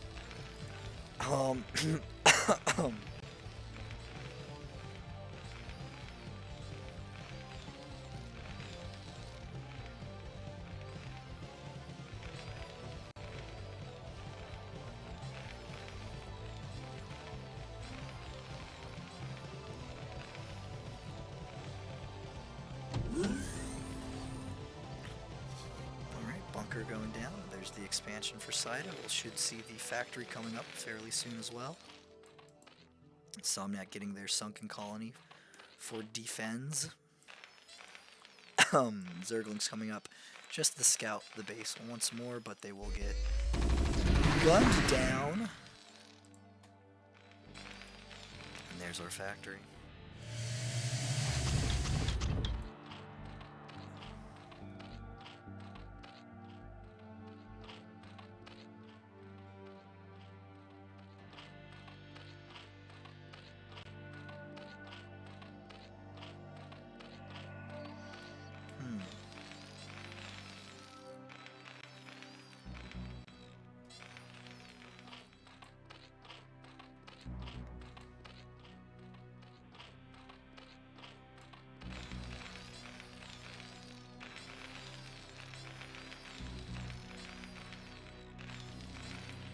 There's the starport.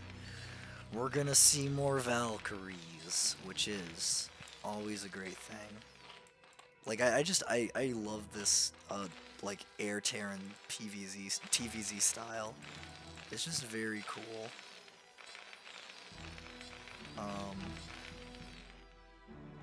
It's such a unique way to, like, play the matchup that, yeah.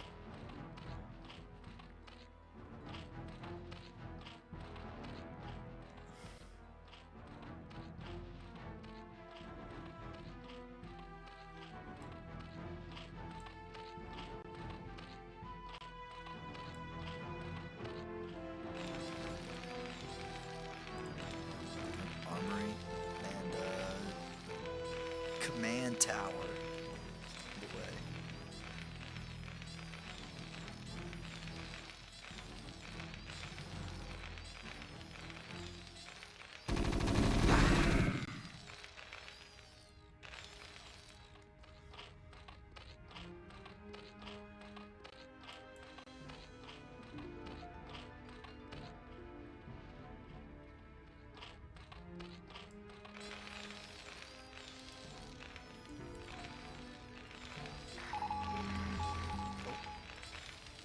Scan goes down, sees the main, sees the lair, sees the Hydra Den. No, does see the Spire come down, but he might not be paying attention to it because it's a couple seconds after the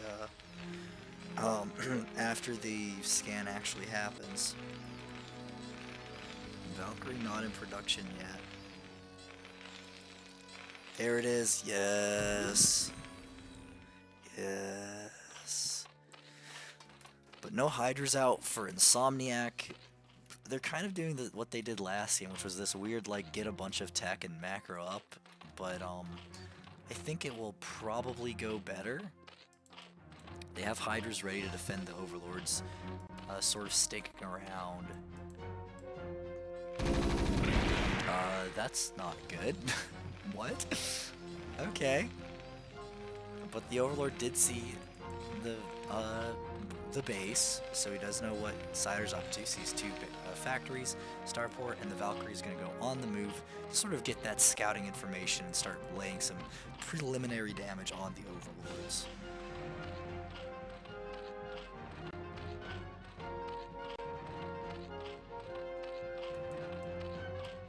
This is an intense stare down.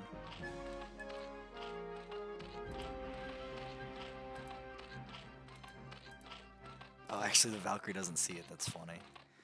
What is this? Cheeky third base. Champion subscribed with Prime. They subscribed for 2 months, currently on a 2-month streak. Champion 91. I'm your biggest fan. I can't guarantee a third month without the return of character though. Oh, we'll try. Make sure he gets in. Oh, alright. Valkyries got in, got some damage. I think they, looks like they did get an Overlord, so good work, Valkyries, you did it. I'll try to get character in more often.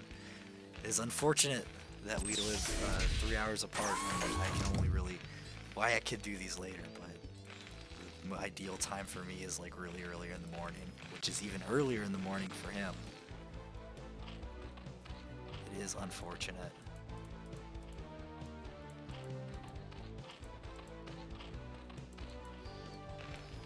Alright, third Valkyrie on the way, let's go.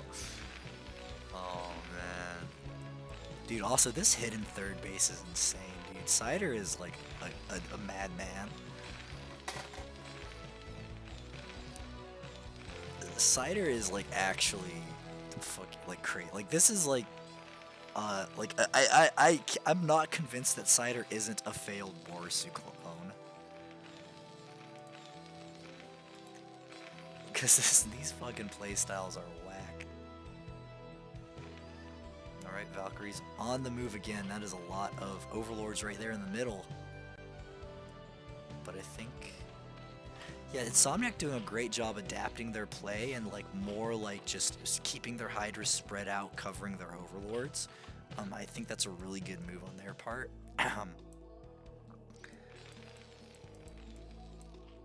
Hydras, 3 Hydras moving out to sort of more catch. Okay. Yeah, they're gonna dive in here, but there are already 4 Hydralists ready. Ooh, that is a really deep dive. I don't know if... Yeah, that's a lot of Hydralists. Oh, how do they find these angles of escape? Okay, no, that Valve. No, what? Oh, what? Why did the Hydras aggro on the farther away Valkyrie? Oh no. Oh, but there's one Hydra. No, dude. What? Oh, they have two. They have 2 armor naturally, so they're only taking 8 damage per. This is crazy. All right, now we're getting into the great stuff. We have 2 starports. This might be getting a little too cheeky, but with double, I don't know, double siege tank, double Valkyrie production seems pretty good. Awesome. Also, we're getting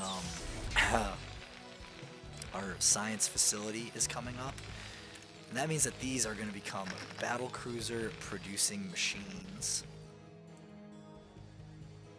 Oh, lurkers on the ramp here. Very good.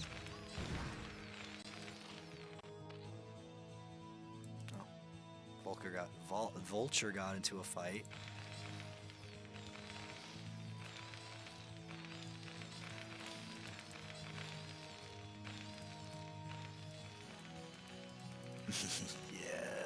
ridiculous.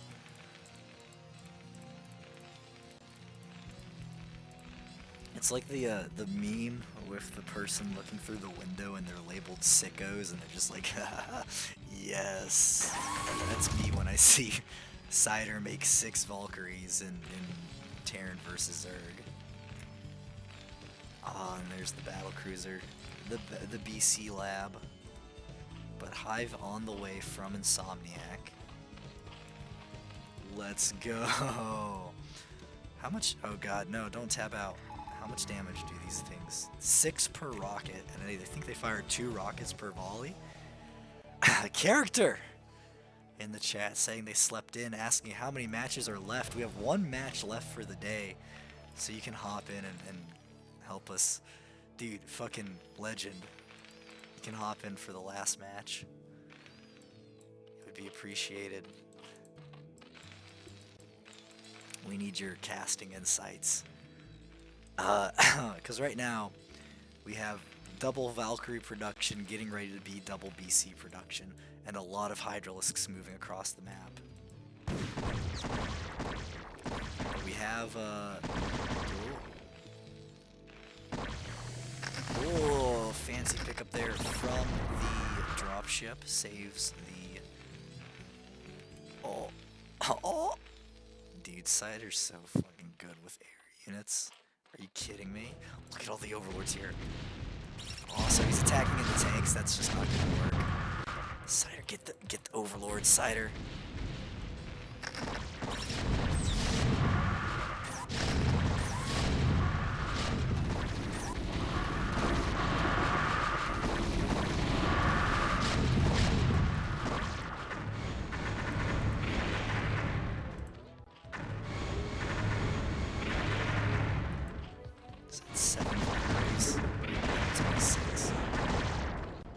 No, it was 7. God, could you imagine if they saw this Overlord clump? Cider, please. Oh, Insomniac leaves the game.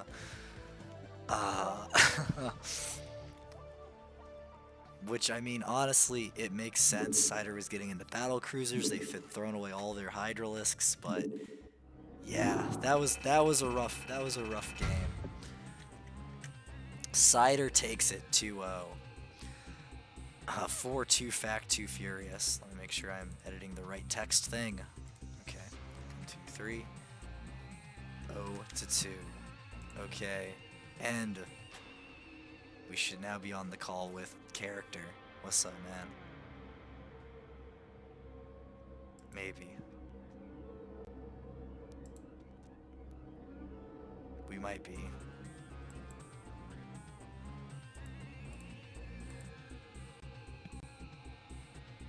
Yeah. Hey, how's it going? Fine. Okay. I gotta be in the stream. Yeah, you gotta what? Oh, I just said I gotta mute the stream. Nothing like hearing yourself back, you know. Yeah. It's it can be a little confusing. All right. Our last game is Inhale versus NicePants. The game name and password is the same as yesterday. And it's going to be a PvP. So, your favorite, I assume. Of course. Of course. Well, you're playing mirror matches this season, so you do know PvP. Sort of. Sort of. What matches have you played so far? I've only played against Bagel Pirate, and Y2 Kid casted that. And game 2 I lost to 2 base carriers, so also in game 1 he tried to proxy a gateway in my base, and then I start killing the gateway instead of the pylon. And while I'm doing that, he just shows up with goons at my natural and kills my necklace. So, that's been my you know what? That is the PvP experience. So. And even after all that, apparently I was somehow even. Yeah.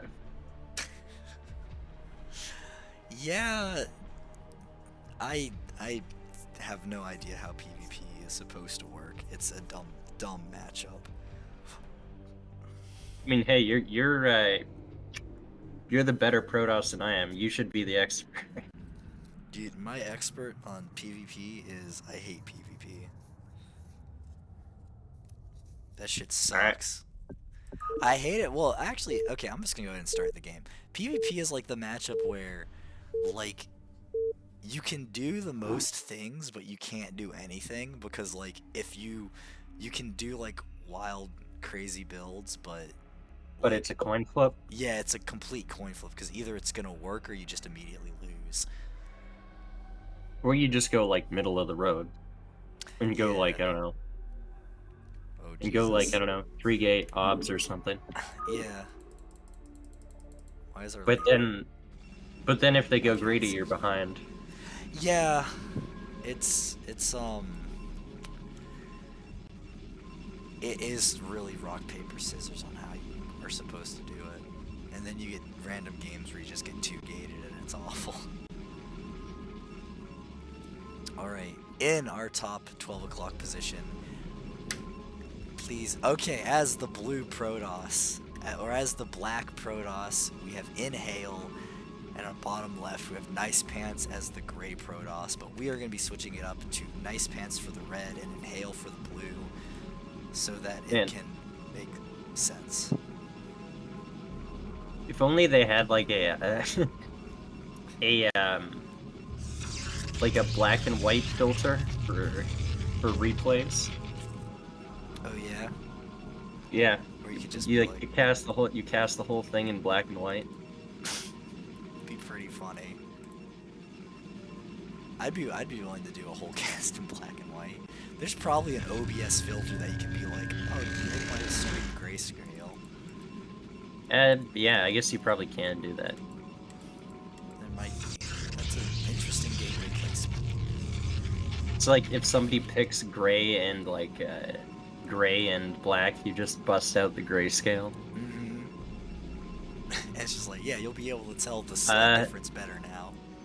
The last time I saw this gateway placement was when Peru did it by accident, thinking that the entrance was on the opposite side. So In a practice game versus me. So I don't know if this was intentional or... that's fine. Inhale is doing their dude. Inhale is 300 APM. They're killing it, dude. They are manually creating this gateway. They're typing in every piece of code that warps that gateway in. I suppose so. Yeah. Note that Inhale's already started as Cyber, whereas NicePants hasn't. I forget, how do you switch the Shift colors? Normally I don't care, but it is gray and black, so... Like if a fight happens, I might just forget who's who. The colors. It's like this is the flashing colors. Yeah, and it's not even really black. It's more like gray and slightly darker gray. Yeah, it's. We've got ash gray and like charcoal gray. Yeah.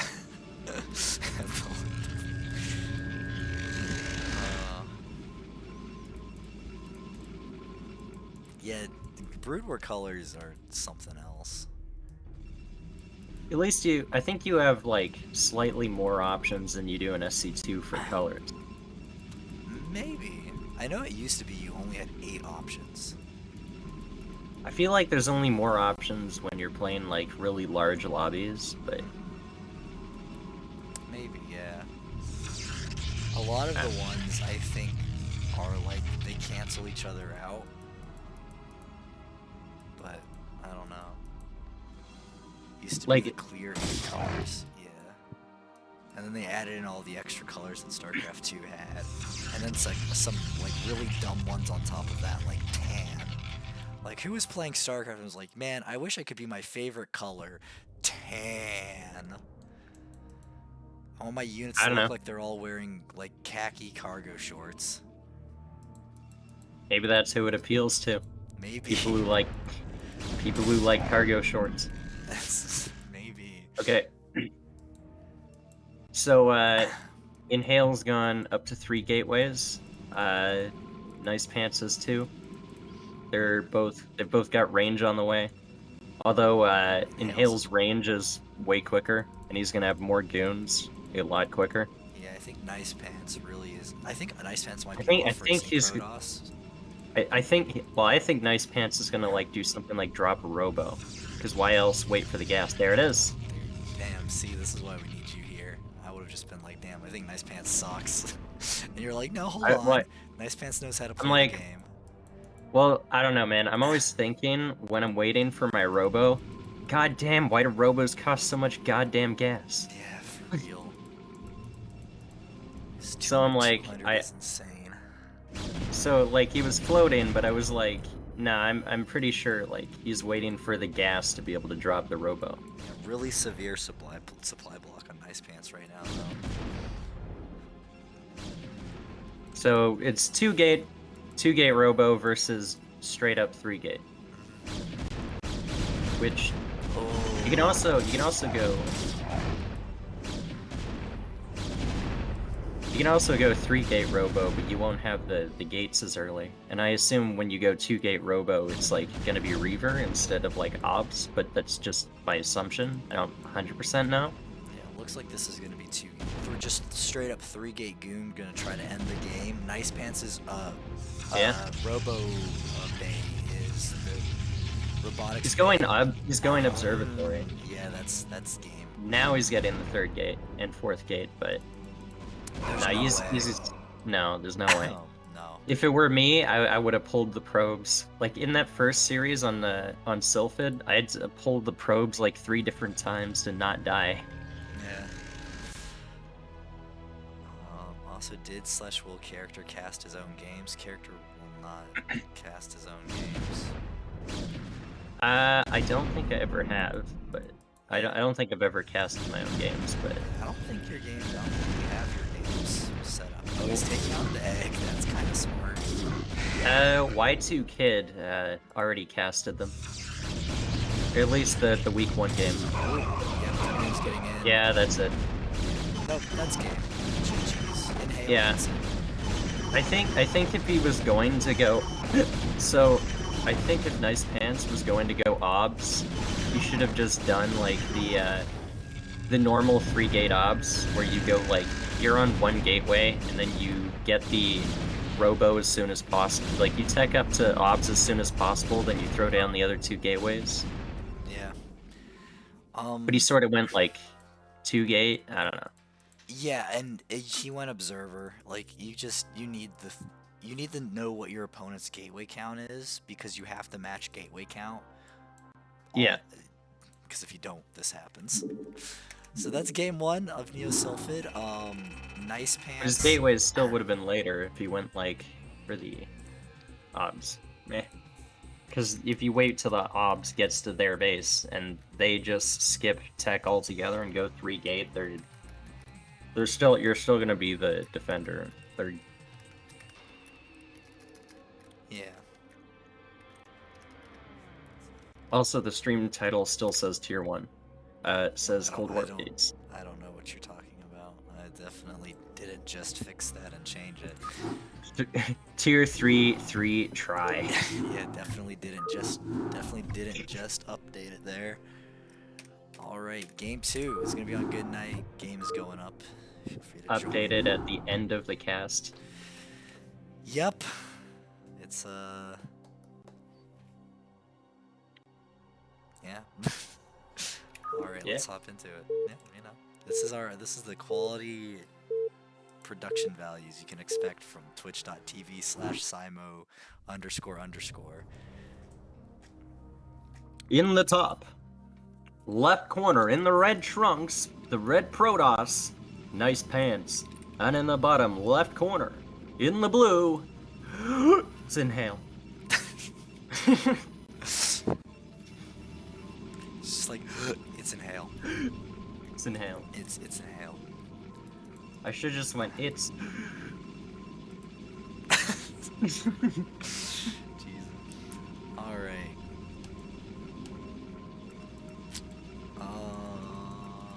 Yeah. Yeah. Yeah.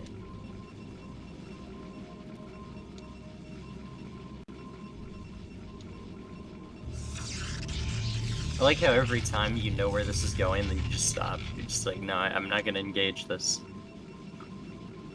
Because you know I will keep going, yeah. Yeah. Yeah. Yeah. Yeah. Yeah. Yeah. Yeah. Yeah. Yeah.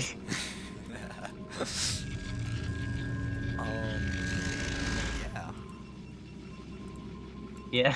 Looking like standard PvP, yeah. Yeah. They got a pylon down. No proxy in the middle of the map yet. Yeah, they've got their gateways. Inhale is scouting. NicePants holding off on it.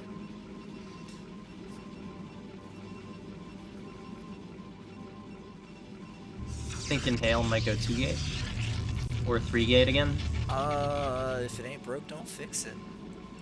Like, I don't know. It seemed to work pretty well last time. The only difference Like is go because on. this is a low ground, high ground, like high ground, low ground, main natural. It is a bit harder to be really aggressive because the opponent can just retreat to the high ground. There's the cyber. That's true. Yep. Yeah, NicePants holding off on the cybernetics core again. Waiting a really long time to get This it. is because he goes Zealot first. So, and this is what I do too. Honestly, I go like Zealot S, Zealot core, and then my core winds up being later because I don't skip the Zealot. Yeah, you get your core around 17. He's got his core now though. Well, that's good. The core is central to the Protoss strategy. It is core even.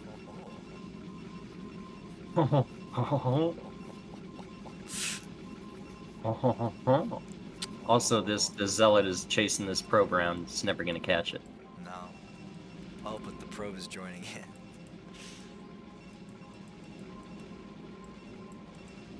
NicePants finally is going to get the scout in on Inhale, see what's going on, see that it is sort of a faster cybernetics. This is looking very similar to the last game. Also, we didn't start range yet. NicePants. He got his second gate before starting range. I think you'd want to start range first, right? Yeah, you basically want that core to be spinning as soon as possible. But he also does have 2 zealots. So he might just be wanting to try to get an army out as soon as possible. And keep that, like, and just go for, like, NicePants might be doing a big timing attack here now. I mean, now he started range. But it, just like last game, it's super far behind the other, like, the opponent's range. Yeah, but he Like, does for have... even... But he does have 2 gates out faster, and Hale is going for the Robo, and the Robo is tucked all the way in the bottom of the base. It's not anywhere near the ramp where it needs to ramp. be. Yeah. Honestly, sometimes I do this too, just because I'm lazy. I just throw it there without thinking, even though I know it's better to have it by the ramp so the Reaver, Yeah, I mean, Mr. Slug, can get there quicker. Yeah, I mean, the truth is that every Protoss does that. Also, Citadel this time for NicePants. Do you think we're gonna see like DTs? Oh, or this is a DT rush. Yeah. Oh, it's a DT rush. And so if Inhale gets an observatory, this is gonna be a pretty good game for them. Ah. He's got it tucked way in the corner, but it's there.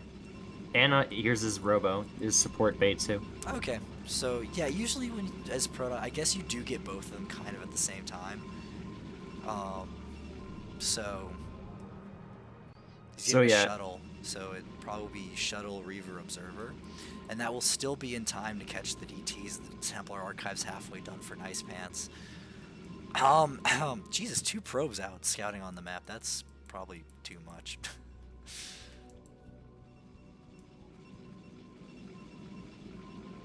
Interesting.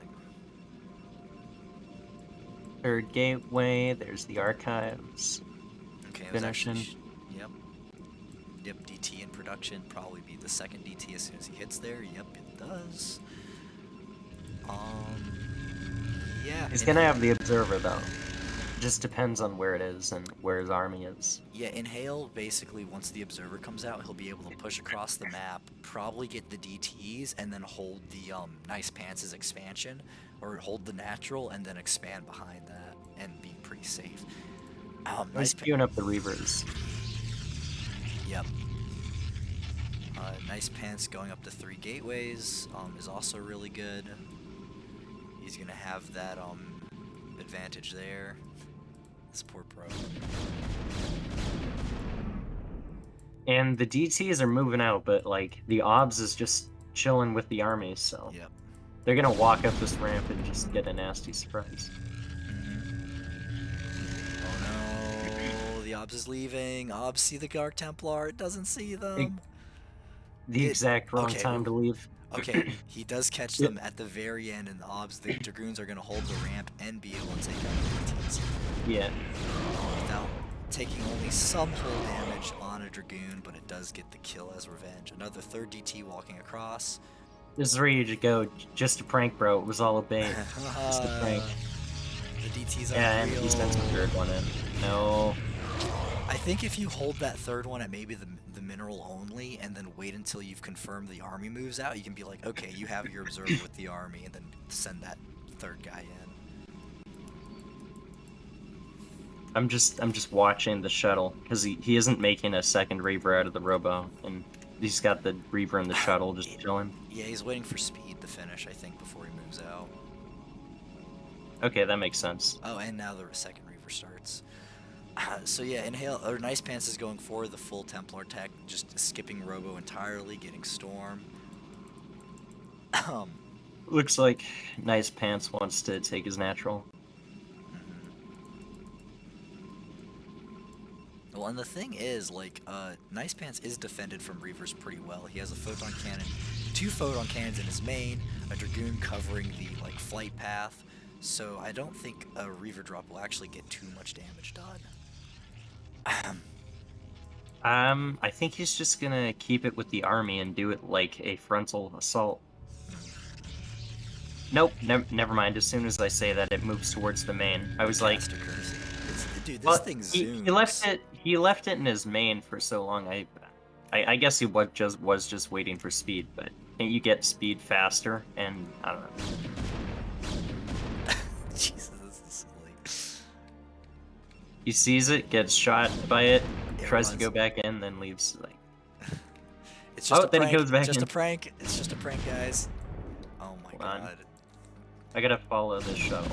Oh, it's almost dead.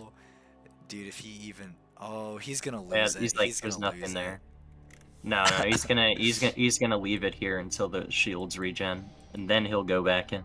And then he'll lose it. Or he'll like just try to go home with it, keep it with the army. Inhale's up to 5 gateways. That's true. Inhale's up to 5 gateways. Compared to NicePants' 3.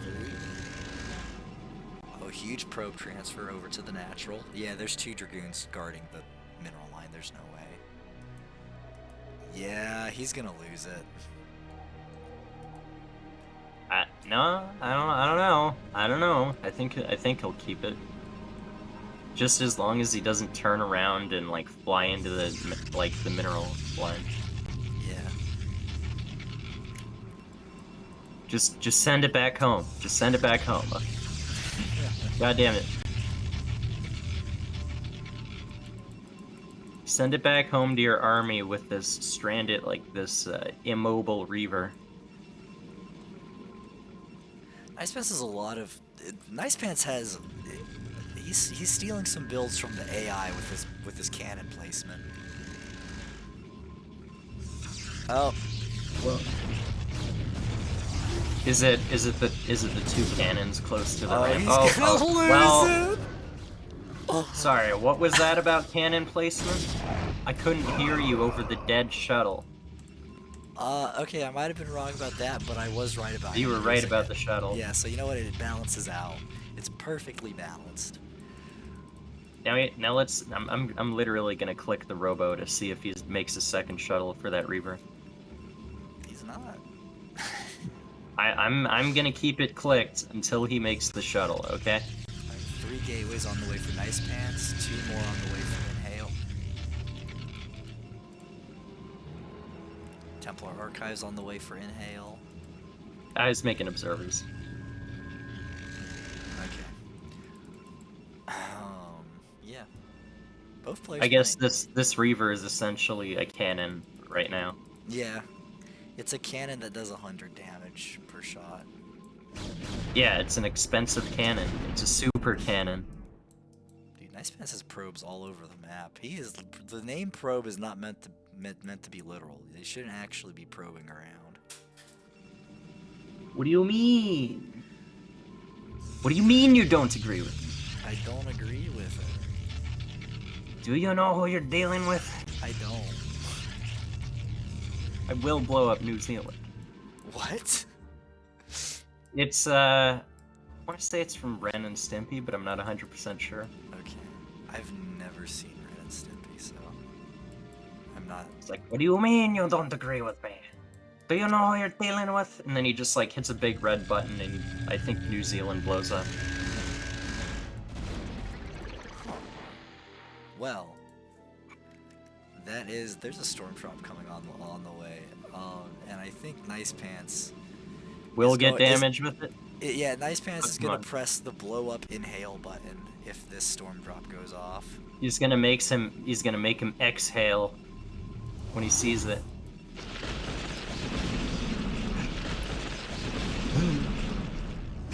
Never mind. Forget it. How do we feel about 12 kills on a iTemplar? Pretty good. Pretty good. Pretty good. I mean, it does change the probe count a lot, which helps NicePants out. But Inhale is getting their third base up already, and it looks like. But like Inhale's army is much bigger because he barely has more supply, but he has way less workers now. Yeah, and he'll be able which to. Just means like the whole time he's had a much larger army. Yeah. +1 on the way for both players. Also, both up to, well, NicePants is up to 8 gates, and Inhale is actually at 7. But he did lose a lot of probes, so I don't know. He probably doesn't need the extra gate anyway. No, he needs the edits. I don't know. Look, you need these extra gates. He actually is getting Archons. Do you need, well, how much, can you sustain 8 gates on like less than 30 probes? Probably not. Well, then you don't need the extra gate yet. Probably.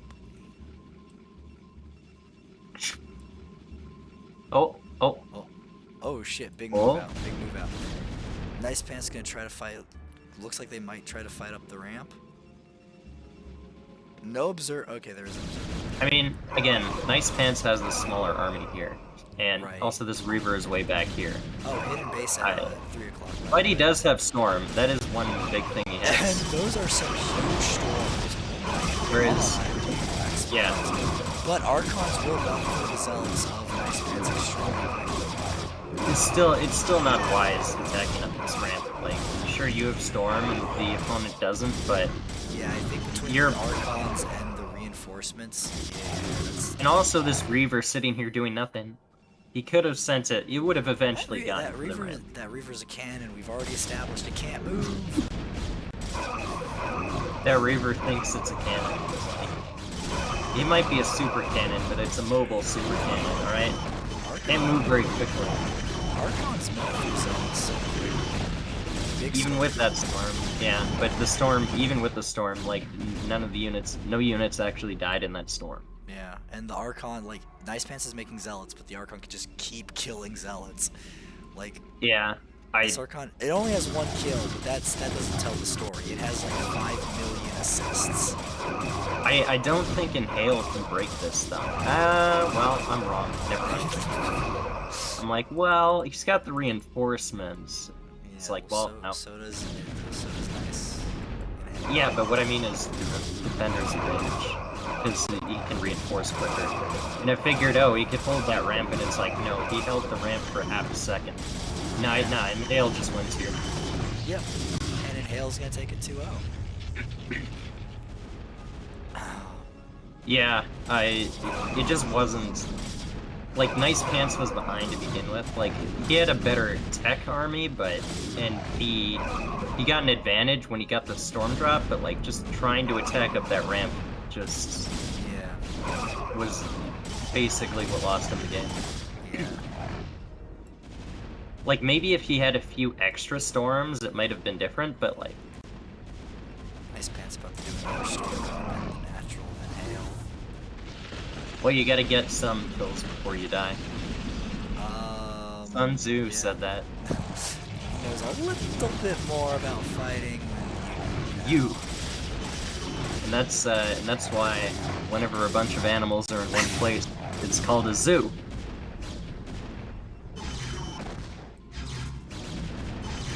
Also, this Reaver chilling here doing that. It moved. It moved. He moved? He moved further back. He moved further back. He's scared. He doesn't want to get hurt. He's scared. Yeah, listen, he was a conscript. He didn't want any part in this war. Yeah, he was told by his Reaver mom and dad that he had to go fight to bring honor to the family. He was like, no, I don't want to fight. I just want to hang out by the Nexus with my friend Pros and watch them all get murdered by a single storm. Storm. The storm that wipes out your Pro. It could be anywhere and anywhere at any time, and that's just... Yeah. So is there any... Oh, there's... I just realized there's this Nexus over here, but it's not gonna matter. I don't think. No, it's not. No way.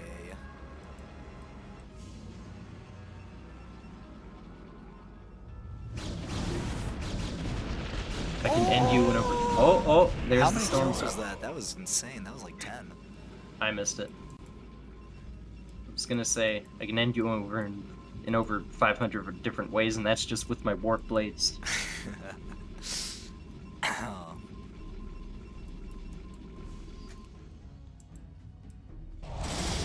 And coming over here to kill this distraction pylon. This is a true peak distraction pylon. Yeah, I mean, like, we're kind of in a position where, like, Inhale can just kill NicePants at any moment. I don't know. Well, I think, like... He can't fight up the ramp, but he can, like... He can just get more army, and then, when he thinks he has enough, just blow through the main.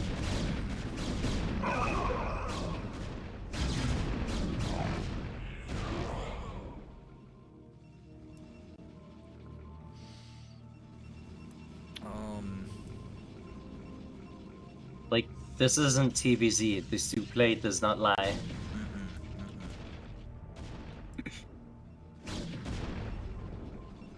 Although I would love it for Inhale to just send like a single zealot to each random expansion, just to be like, oh, okay, there's an expansion over here at 3 o'clock that like a control group of zealots could kill on by themselves.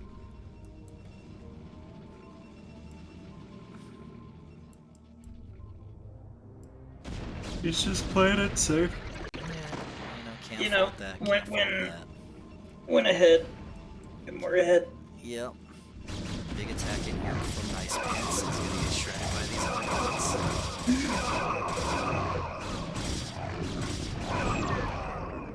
No? Okay, never mind. No? What? Were you saying something? Don't worry about it. Oh. Did he find out about this expansion? Looks like he's like going straight for it. Maybe an observer flew over and got killed. I guess he must have. Inhale does have DTs all over the map, but...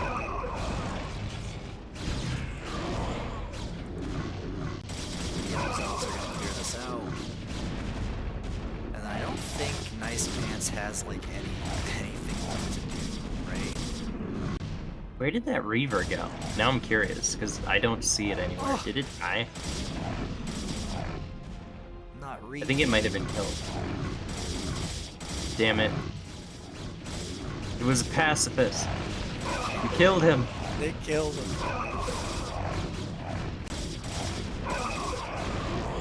First little Pep and now Reavy. Not Reavy. Oh. All these precious Protoss units.